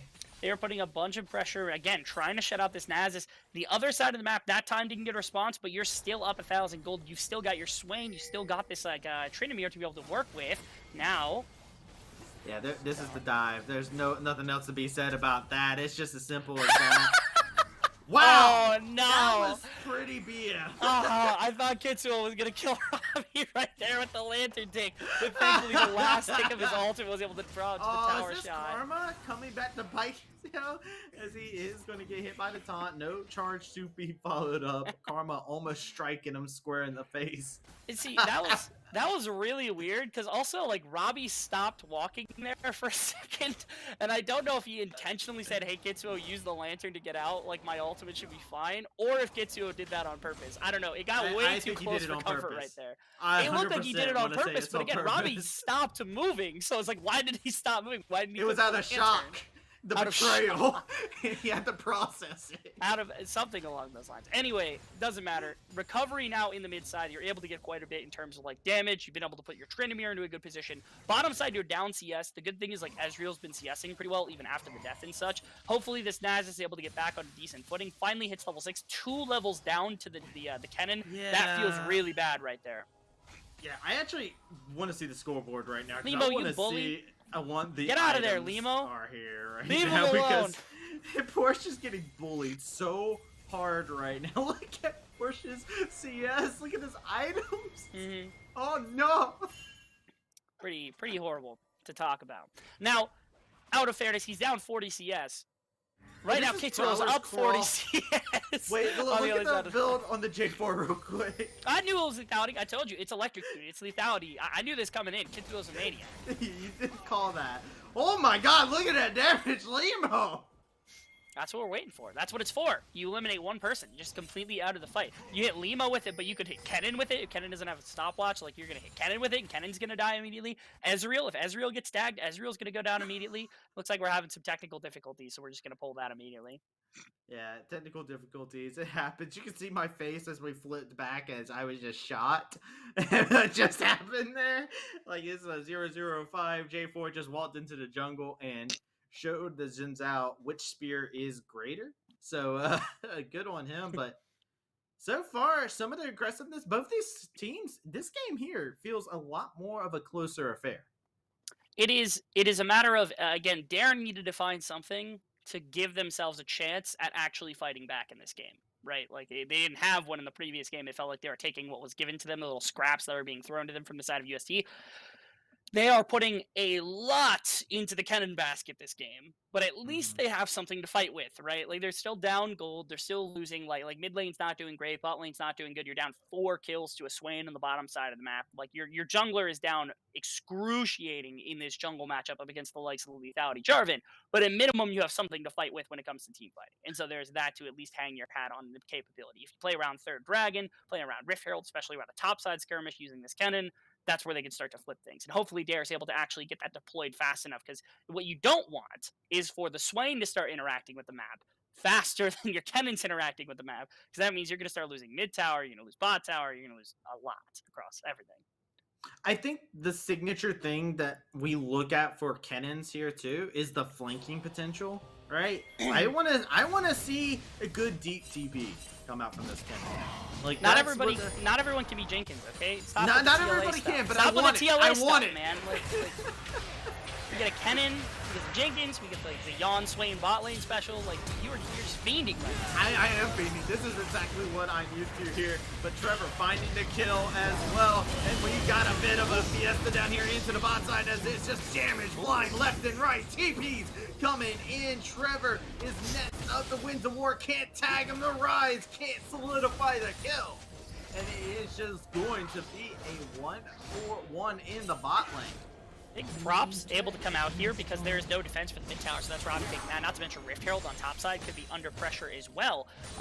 That was a decent play coming out from the likes of Enigma in the mid lane here, where the Rise was able to find the shutdown onto the Swain, which is a huge play, as it looks like we're going back into some technical difficulties after that fight. Just had to see our way through that before ending up cutting anything else. That fight broke our frames, I think, is what happened there. There was so many things that went over there. And, you know, one of the things I wanted to see, Rebel, we got to see that TP come into effect. We got to see the cannon have an impact. I want to see more of that, man. I want to see if they're going to be able to continue to translate this, because they built this lead up in the top side.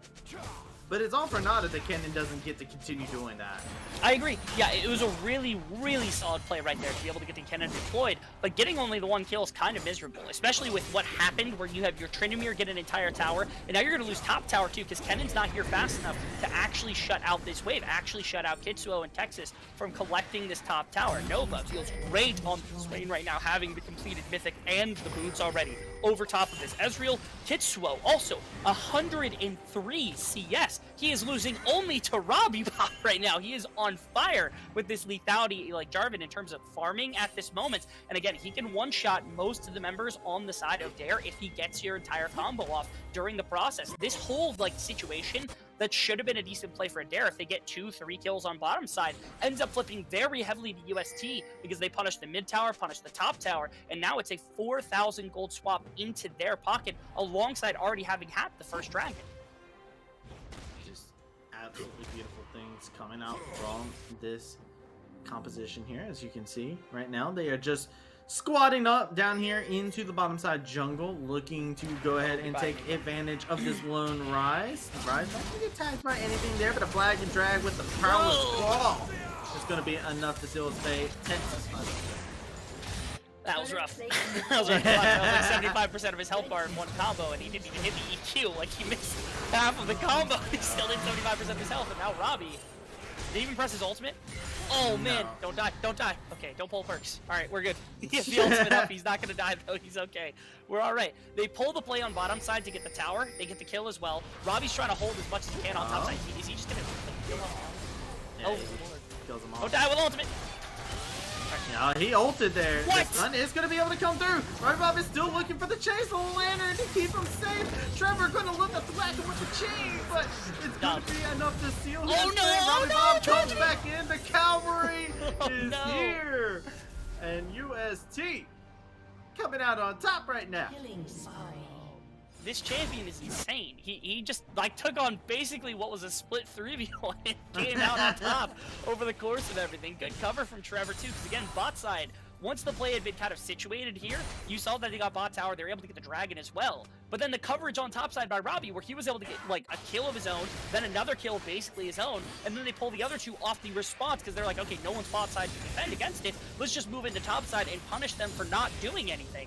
And that's exactly what happened. UST, they've gone from like what was effectively like 2,000 gold lead something like 5 minutes ago. This is now at like 6,000-7,000 gold advantage off the back of two really, really good plays across the map. Thomas doing some absolute great work, showing us solo mechanics, man. We were talking about it going into this series. There's a group of Chads that are on this roster, and St. Thomas looking to continue doing just that and continue proving that analysis to be true. So you see Trevor playing his role, second jungler, staying inside, while Kitsuo gets his own farm. Trevor makes sure that Limo can't get his. Yes, he does. Hey, it's really tough because it's funny. If you swap Porsche's CS with Kitsuo CS, this game actually looks decent from a CS standpoint. But unfortunately, Kitsuo has just been collecting things. Trevor, like you said, has been putting on the pressure to making sure he's not going to be able to do as he pleases inside of this. And Porsche took so much of that early aggression. Even to this moment, Rogue Bunny's able to put on a bunch of pressure. Yeah, there's 3 members up here in the top line. There's no way this is absolutely needed. This is bullying, man. Like, He's can we going to stop? find himself going down. You don't need to do this. Leave This him alone. Like, you're bullies. Stop it. You're losing bottom inhibitor tower. Like, quit bullying him. It's not that hard. This is karma for bullying, okay? This is Give karma. me your milk money. Yeah, I mean, that's a lot of damage. Oh my goodness. They even had Ryze and Ezreal on the bottom side, too. Your damage to it. They just don't have the ability to wait for that fast. Kitsuo, you're insane! God! Kitsuo, please! Looking to just Oh, he missed obliterate his kill! bars, but he misses the drag there. Oh, man. That's He tragic. looked like a Chad, and then he tripped on his feet, man. He's a maniac is what he is. I can't stop saying it enough, dude. He's literally at 16 minutes EQ and sand striking into an Ezreal in his own base. Like, that is maniac stuff. Bloodthirsty for sure. To say the least, bloodthirsty. Yeah, I mean, We're gonna see him onto more. Yumu's probably comes second. I'm surprised he didn't go Yumu's first, because Yumu's is really, really good. I also really love to dip at least into a small amount of crit on AD Jarvan, so I'll do Essence Reaver, just because Essence Reaver feels pretty good, or Storm Razor also feels amazing when you hit like that one crit that also is a Storm Razor proc that's also got all this lethality behind it, but we'll see what he goes for, because he's got the Electrocute for one shot pretty much anyone. You saw how close he was to bringing down Ezreal, where not for the heal, he almost certainly would have one shot. You just gotta go for the Collector. That's what I'm calling. Collector's not next. It could be. It very easily could slot in with that extra crit. Again, it's what I do, but I'm not that good at this game. He's the expert on lethality, Jarvan. He's the king. He's of the Jarvan. maniac. Okay, he's the maniac. The Mad King, maybe, but a king nonetheless. Oh yes, absolutely. All right, they are now just taking everything. Also, like they're taking every camp. They're taking like 3 quadrants worth of jungling. Like it's so hard here for income to come into Limo. They aren't able to leverage this Kennen as bad as they would have wanted to, because like they've got this 2k 130 farm Kennen. Like it's not bad, but like Robbie's on 191 farm on this. Like he's literally taking the bait. Enigma can't walk up to him right now. They put so much pressure onto Enigma, and now Tryndamere is just like a side lane god, and it's like, okay, do you step up to do damage? No, you can't, because you can't do it. Also something else to look at. Trevor in a tricky situation gets you out. They're looking for more. Real coming in from behind, and that's going to be a beautiful golden bird in the midst of their team. Nova trying to see what he'll be able to do to buy some time as the fight gets split apart. That's going to be Trevor going down off screen. But while this is all happening, Rocky splits is on the inhibitor tower and is looking for possibly more. Looking for be able to whirl away. So, looking like Limo trying to chase him down, looking for a charge of some sort. It looks like the action will subside. Would it sound disingenuous if I would have said that a lesser support probably would have given up a lot more right there? Because it was pretty well played as much as possible from the side of like Trevor Roy, because he played really well. He had a hook, he had a nice flay, he set up the box position properly. Like it was about as good as it could have gone to make sure that he could deny. It was just a really solid like strike up for the side of Dare, who noticed, okay, bot lane's pretty much collapsing and there's nothing we can do about it. And like, Nasus isn't as strong in the side lane right now as he could be. He can't punish with like an entire tower or 2 entire towers or something like normal. So they're striking into where the bulk force is from the side of UST, who are playing this 1-3-1, which is, again, what we advise for them to start this game.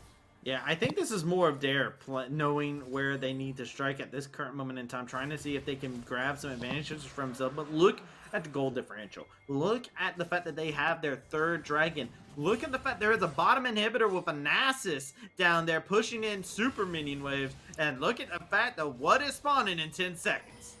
Yeah, Baron buff, if they can get it on Tryndamere now, would go unrealistically hard to side lane. Like, if you throw Tryndamere with this 2-item setup that he's got, Robbie's almost impossible to stop in like 1-on-1, even in a 2-on-1 in most situations. They just don't have the wave clear yet, right? And that's why Porsche is throwing so much into the topside fight. He fought back. Did you see that? Yeah. Porsche's come back. He's level 11. Look at him. I'm so proud. He's only down 20 CS. Look how far Porsche's come. They started pulling off the throttle. Oh my goodness! Your revenge! Kane! The Kane! No! Oh. That's so sad. He can't punish his own bullet. You know what? He let him. He's not as bad as his own bullet. He just wanted let to him pet walk the bunny. away for free. Yeah. He was petting the bunny. That's all. It's it was. mercy. Yeah. Sure. Yeah. That's why he didn't, die. There. It was just pets. Good head pats. Only head pats here on the stream, okay? It's a head pats stream, apparently. Now we're seeing the recalls coming through. There was an attempt, by the way, on the Baron as we were looking at Nasus fighting back as that whole situation was Oh my evolving. goodness. Robbie's got an Infinity. He just bought a whole Infinity Edge on his back. Okay, if you just put Jarvan and like Tryndamere in the pit, if he had double Vamp Scepter, almost certainly. But like even just a little bit of lifesteal, like if you could if you could just like tank it with like sustain, they might be able to 2-man that Baron. Like it's kind of insane to think about how much damage that combination is going to have. More likely they're going to wait for a couple of minutes here because they've got about 3 until the next dragon. It did have some technical issues, so we will be right back with the game screen, see exactly what the state of the game has in hold for us. But yeah, man, I'm right there with you, especially since, the flag, you drop that flag and all of a sudden the Tryndamere is hitting as fast as possible and like a truck. So it is definitely something disgusting, and it Dare's in a dire spot right now. Dare's in a pretty rough place. Trying to get this Kennen into a position where you can team fight is near impossible. They've tried this strategy of being able to punish when UST is running this 1-3-1, which is fine. But you've now arrived at this point where, like, the Nasus is strong enough to fight in a side lane on his own without multiple people being there. Tryndamere can already do that, if not 2v1 in a side lane. Oh. And your other core is just not weak in the slightest, and there's no way to breach that core. Robbie has to pop ult. Yeah, he's gonna have to pop it. He took a lot of damage there. He's gonna be able to survive as, oh man, Road Bunny is gonna be able to do the same here. Beautiful use up from Galio, and you can see Porsche looking to put the pressure on in the bot side while 4 members pressure top side of the map. Trevor fishing for hooks. Texas looking to do the same. Porsche grabbing stack after stack. The Kane it's called for a victim here as this Rise is doing an excellent job keeping them off, but they're a Baron. Yeah, they've got damage with Trynd. As long as they keep Trynd up, Trynd can do some pretty crazy damage here. Now Texas with percentage as well. And there's no response. Like, they had already put the other lane, the bottom lane to have to worry about. They don't have the ability to contest. They don't have the vision. UST just used their powerful champions. They're able to flex that. And now, I want to see the back timer come out for a number of people once they set up lanes or whatever it might be to end up in this 1-3-1 situation. It looks like Robbie might not. He might just stay out and use his Q to sustain himself a little bit. But once the remaining 3 kind of... Oh, you gotta be kidding me. It's just disgusting here. As you can see, the Nasus is going to find itself going on down as it is Nova in the midst of 5 members down here in the bot lane. Absolute maniac. He teleports into 5 people. I know you're covering for Porsche, but come on, man. Like, you're TP into 5 people with Baron buff. Like, don't give it up, please. Nova's got a coach. Listen, he's got a job after this as the coach. He's trying to make sure that his players like him, so he's making sure he's putting in that extra effort right now. He's going to be like, yeah, remember that time I TP'd even though it was doomed? I got you. It's like trust falling, as you can see Limo looking to see if he could do a little bit of work for himself. Kitsio gets bursted down. It's just 2 members left alive. Lantern Toss goes through, but it is going to be successful at dividing this composition. Porsche TP'd in through the mid lane as well. A nice wither to keep Limo off of it. Hero Punch not going to be able to connect onto him, as it is Trevor getting chased down now. 4 members bearing on top of him as the Thresh does go down. Robbie Bob trying to heal up. It is Porsche and Bob, and looking to maybe turn this into an inhibitor. It is a chase going on. It is. Just looking to try to close things out as much as possible. They've got the damage. Okay, Porsche is just going to go down, unfortunately. Okay, but again, Robbie's able to just, like, Baron buff up minions. He's probably not going to stay around either. He tanked the tower just a little bit too much, and they've got around. Now that the map has been shrunk here for the side of Dare, they've got so much more possibility of being able to defend, being able to move this Kennen into a proper position, where now UST is in a position where, like, they almost need to force a fight, find a pick, something like that, in order to put themselves in a position in all 3 lanes to really just deliver a pure kill shot without forcing anything out from Dare. Otherwise, the game's going to go for a while. They're still in a very winning position with like 8,500 gold lead. They should have the Dragon Soul. They're getting shoved off of it right now. Oh. It's looking for more here. That's Jarvan getting taken off. The squishy builds are coming back to bite him actually here.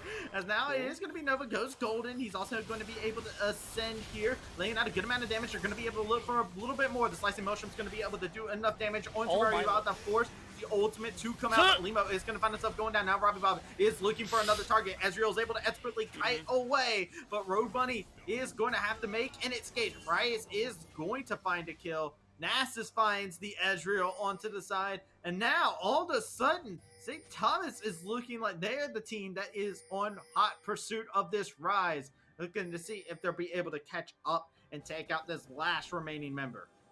I don't think they should be able to. I could be wrong here. They're closing pretty decently quick. Yeah, they're running at him. They're getting up.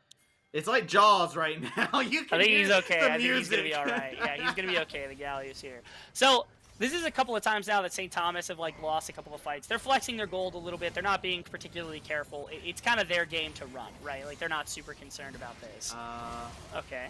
Well, definitely to connect. Hero Punch doesn't land onto anybody there. Porsche is able to lay out a good amount of damage right now with the Kane laying out a good bit, but it's not that much. is still feeling the effects of this tragic early game, and that's just a bit rough there. You while I have a chance now, because like I've been wanting to talk about this for a minute, is Yeah, like go ahead. okay, so it's Kitsuo keeps going in and he like can't quite hit an EQ into a full combo to like assassinate somebody, right? It's tough to watch because like he's got the damage. It's really clear he's got the damage. But like when you don't hit like EQ a portion of it and you don't have like Sand Slash, you can't get your ultimate off, you're so squishy that you die pretty much immediately. Do you remember I think it was 2016, 2017 Apex Gaming that played in the LCS, and they had that top laner Ray. Yeah, I remember Ray. One of my favorite top laners of all time. Yeah. He played AD Jar. He like pioneered that here in America, or at least in top lane for North America. And I just remember he like forced Keen, who was their mid laner at the time, to just play Zilean every game because he would play this super hard, aggressive, very, very powerful AD Jarvan. And you would like EQ in, miss it, press ultimate, melt one person, and then die. But since Zilean was there, he'd get enough time to pull off a second combo. So then he'd erase 2 people, 3 people, however many he hit. And it made it really fearsome. And I loved that combination. Here, Kitsuo unfortunately doesn't have that. So Guardian Angel might be on the board. He is playing, again, with this maniac energy, whatever that might be, just trying to put on the pressure, making sure no one's going to be comfortable. But you can see, like, if he hits EQ into a full combo, someone will die. If he doesn't, right now, you can see what happens. Right now he's playing a little bit like a Nocturne, right? You hit the Arcade, and you just hope for the best. But right now, Trevor caught out of position. St. Thomas is yet again finding themselves in a terrible spot by their own doing. They position themselves poorly, and they lose 2 members yet again. Again, when you're up this much gold, it's really hard to convince yourself to play really methodically, right? And especially with the composition that they've got with a Nasus and a Tryndamere, team fighting is exactly your forte. So, like, they're not trying to set up a 5-on-5. They're trying to set up picks. They're trying to set up their lane so that they can play in the 1-3-1 situation without having to worry about anything. Your ace in the hole is, like, if you can get a Jarvan ultimate on top of the team when they're looking for aggression into your Swain, when Swain gets to ult, all of a sudden you get this massive burst of AoE damage and everybody dies without any response whatsoever on the side of Dare. That would be the ideal situation, but it's just not happening. Now Porsche, he fancies himself another shot at his bullet. Here we go. Pop the Ghost. He's laying out a good chunk of damage. Half HP, and the Kayn keeps adding notch after notch. Rogue Bunny takes 1 head pat too many.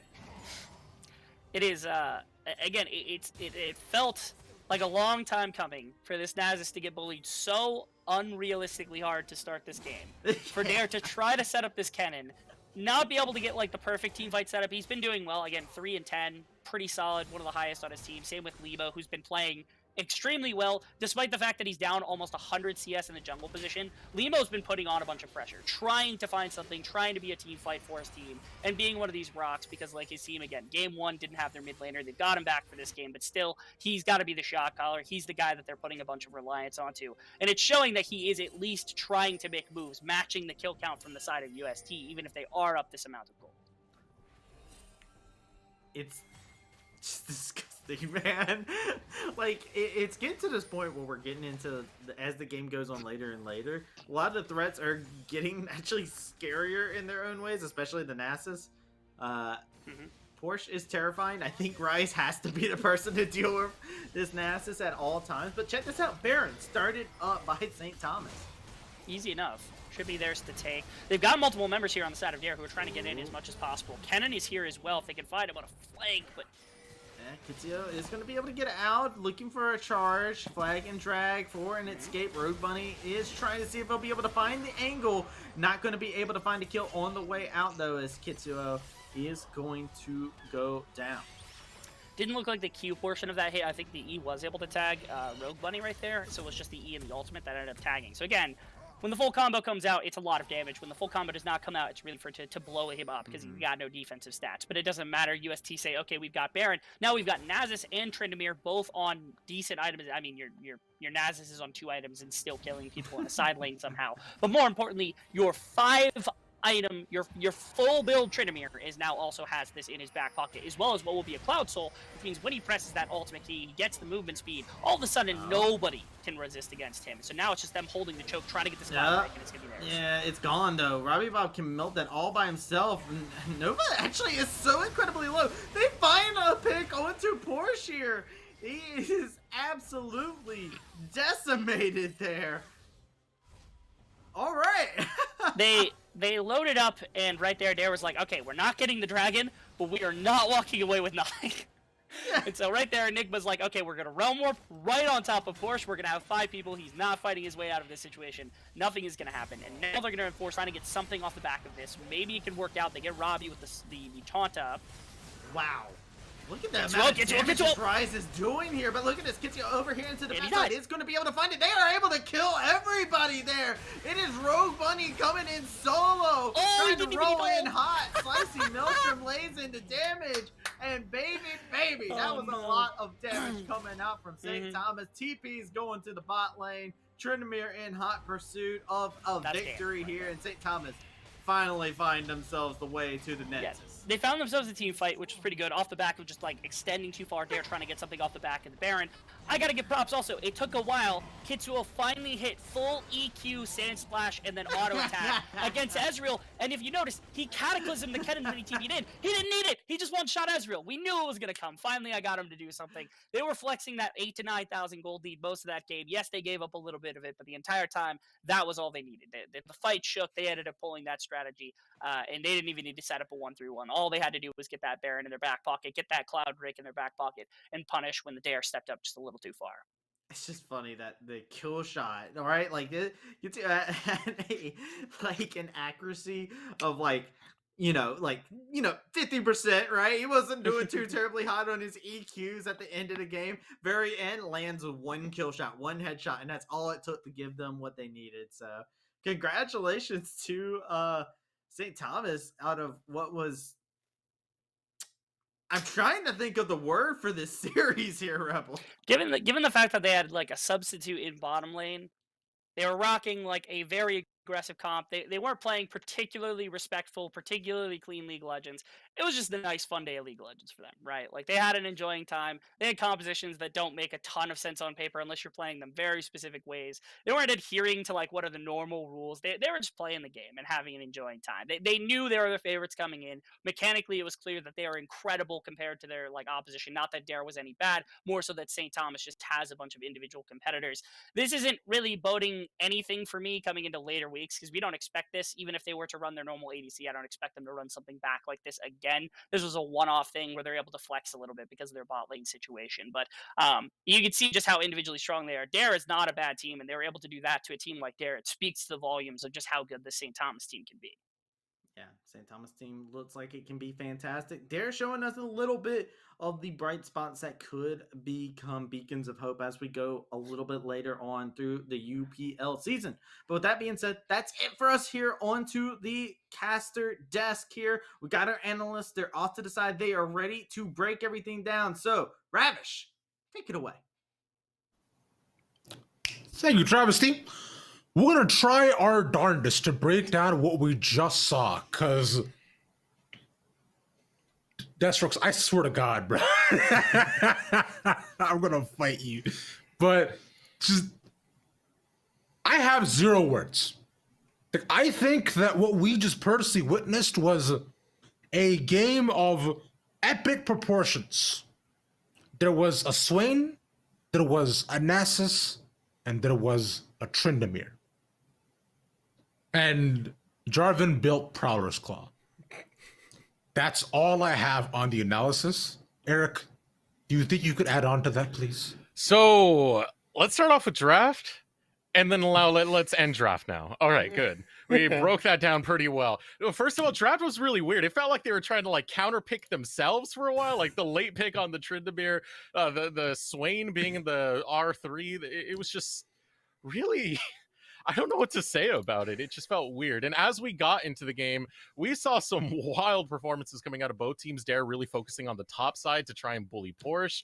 Meanwhile, over with UST, just really conquering the game as a whole when it came to the map anywhere else that wasn't in the top lane. When you looked at supports on both of these squads, Trevor wasn't a support. He was the second jungler. You look at him, not very legit. He's not a support. He was the second top laner with the way this played out. And as the game did play out, right? Like you were saying, I was personally confused as to what was going to happen at any point in time. I could never really tell whether UST were winning or losing, but it felt like they were winning because the goal lead said they were winning, but I didn't know like the way things are going down. Like you mentioned, Trevor, 2 games in a row decided that we're going to go to the co-op versus AI meta of double top, double bot, essentially. But Rude, as things went on to mid, late game 2, just give me your overall thoughts of the series. You know, I think that this is a really good example of confidence showing through in drafts, in gameplay execution, and just in general, right? That this was a team coming into this series that were feeling themselves, had that confidence boost coming in of the 2-0 so far during the EPL, now 3-0. And I think that this game that we've just witnessed as well, where it looks like, as you quite rightly mentioned, that for a large part of that game, they had the gold lead. It didn't look like they were winning. And on the other side of things, I'm sort of sad for Dare because they spent maybe the first 5-10 minutes hard losing the game. And then we saw a 20-minute sort of comeback where it felt like they were trying to climb Everest with toothpicks. Like they were slowly just clawing their way up, going as fast as they could. But it was like a very difficult task. And then all of a sudden, that toothpick snapped, the avalanche fell down, and they all of a sudden got sent back to the fountain, back to the bottom. And you sort of felt, okay, this is a very difficult task now that we have to come back against Robbie Bob, who's on Tryndamere, who's got at least 11 CS per minute, which is beyond incredible. We've got a Jarvan who granted has been looking a little bit shaky in terms of execution, but if he hits once, right, as Travesty said, gets that one kill shot, kills the Ezreal in an instant, and there's nothing that you can do about it, right? You just have to not be on the screen versus Prowler's Color Jarvan. That you got to see just the confidence that comes through and really the sort of skill that this squad does have, that UST in general are going to be able to provide, and quite why they are at top at least of this Infernal division. And they honestly continue to be here, right? They maintain their overall undefeated records. And for Dare Vital, although things went a bit more unfortunate, I did like the Kennen pick. I think Kennen is so fantastic there, and I found that you were able to deny the Nasus consistently. And honestly, the less I see Nasus on the screen, the better. But they also showed that bullying doesn't work out in the long run, because that Nasus right. still glowed the hell up at the end of the day. And as Travesty did say, pet that Kennen to death with his stick. Well, you hear that, kids? Bullying never works out. It only works out for a little bit. So don't bully people, because they will pet you later on in life. I think that's pretty much the overall lesson that we can all take away from this. Now, with that, we will be having an interview with Kitsuo in just a little bit here, friends. So y'all make sure to not go anywhere. Let's hear from the man with the biggest, the biggest confidence in that team at USD.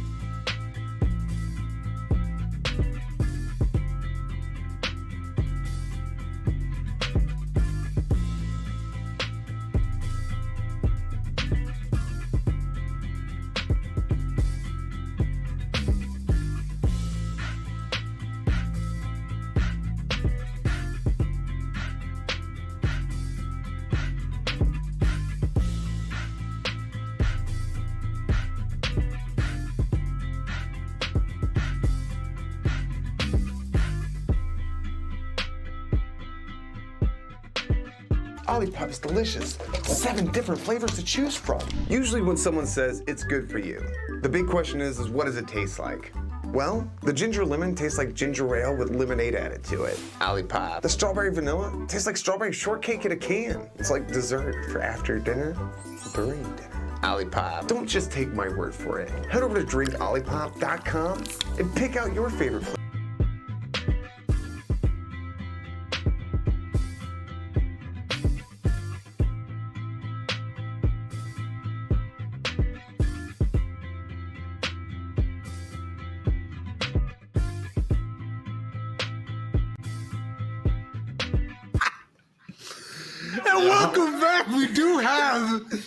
What you know? What I want to see. I negotiated this. We got a 2-for-1 deal here today, ladies and gentlemen. We got Kitsuo and Robbie Bob with us for the interview. Gentlemen, how are you all? I'm doing great. Same here. That's what we love to hear.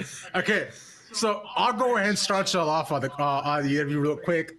Now, Robbie, Kitsuo, between you two, who would you say just has like the absolute just biggest confidence of the team, considering the plays y'all went for today, bro? Because I felt like Kitsuo especially, did you spend more time farming the enemy team or Trundle's jungle? I could not tell.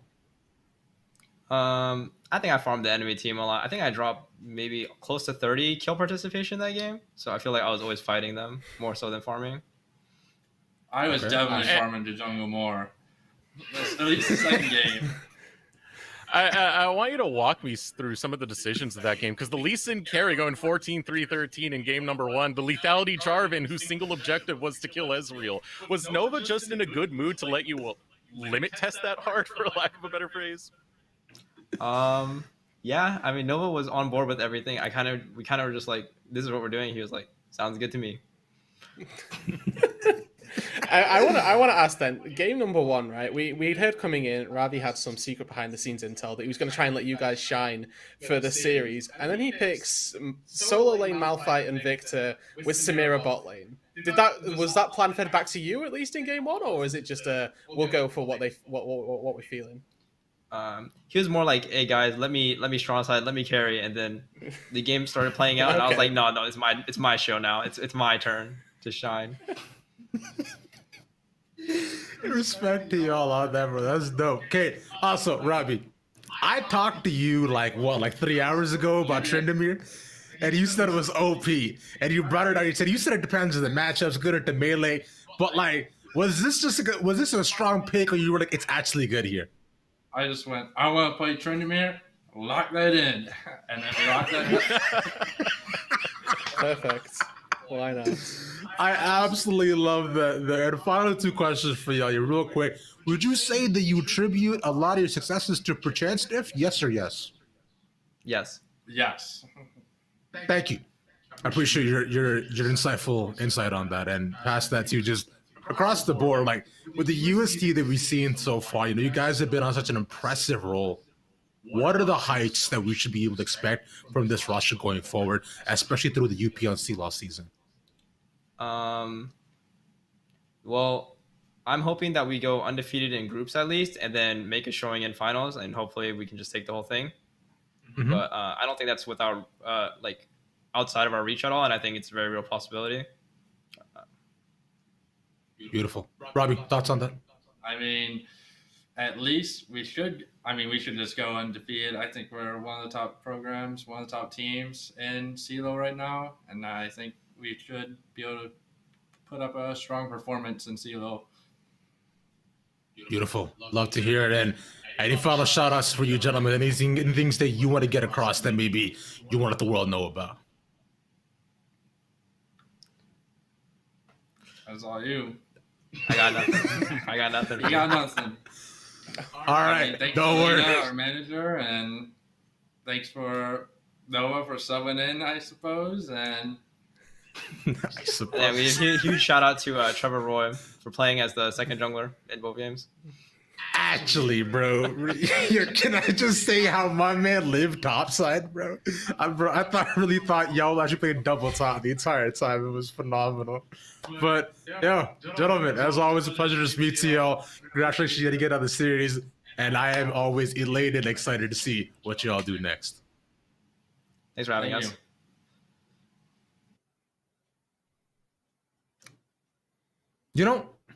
I was really hoping that Robbie would be matching at least one of us, but he had just the most contrasting colors out of everybody here. That made me really sad. Like, at least Kitsuo had a kind of a white shirt, so it kind of matched up. But like, I guess this is fine. No, I'm still doing fan arts. Don't mind me. I'm busy here. Man, it's fine here. Rude.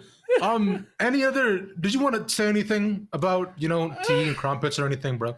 I stand crumpets. If you're gonna give me the chance, Crumpets are great. That's give me that. I got my England shirt on. I got to rep the UK out here. Honestly, make sure that you guys know that Crumpets are fire. Tea itself, I'm gonna go with slightly overrated, but that's just a exile myself from the UK type statement. So I'll keep that on the down low. It's coming home, but it never really did. Now did it? It's too soon. It's too soon, Ravi. I'm sorry. Sad across the board here, but Senor Beltran, any final thoughts from you, amigo? I got no final thoughts. I was looking for competitive League of Legends. I got a cluster of a game, and it was exciting to watch unfold. What a good day for UPL. That's all I can say. 100,000%, and put a smile on my face. And honestly, I hope it put a smile on yours too. That being said, you get a big shout out to our production team as always, Scotty and Hyper, making us look good. Our casters, Rebel and Travesty, Kitsu and Robbie for coming around the interview, Rude and Deathstrux for being beside me today. And with that being said, I've been Ravishing Rabbits, the most ravishing man on the internet. We'll be back here next week, Thursday, same time, same place. But until then, y'all take care. Peace.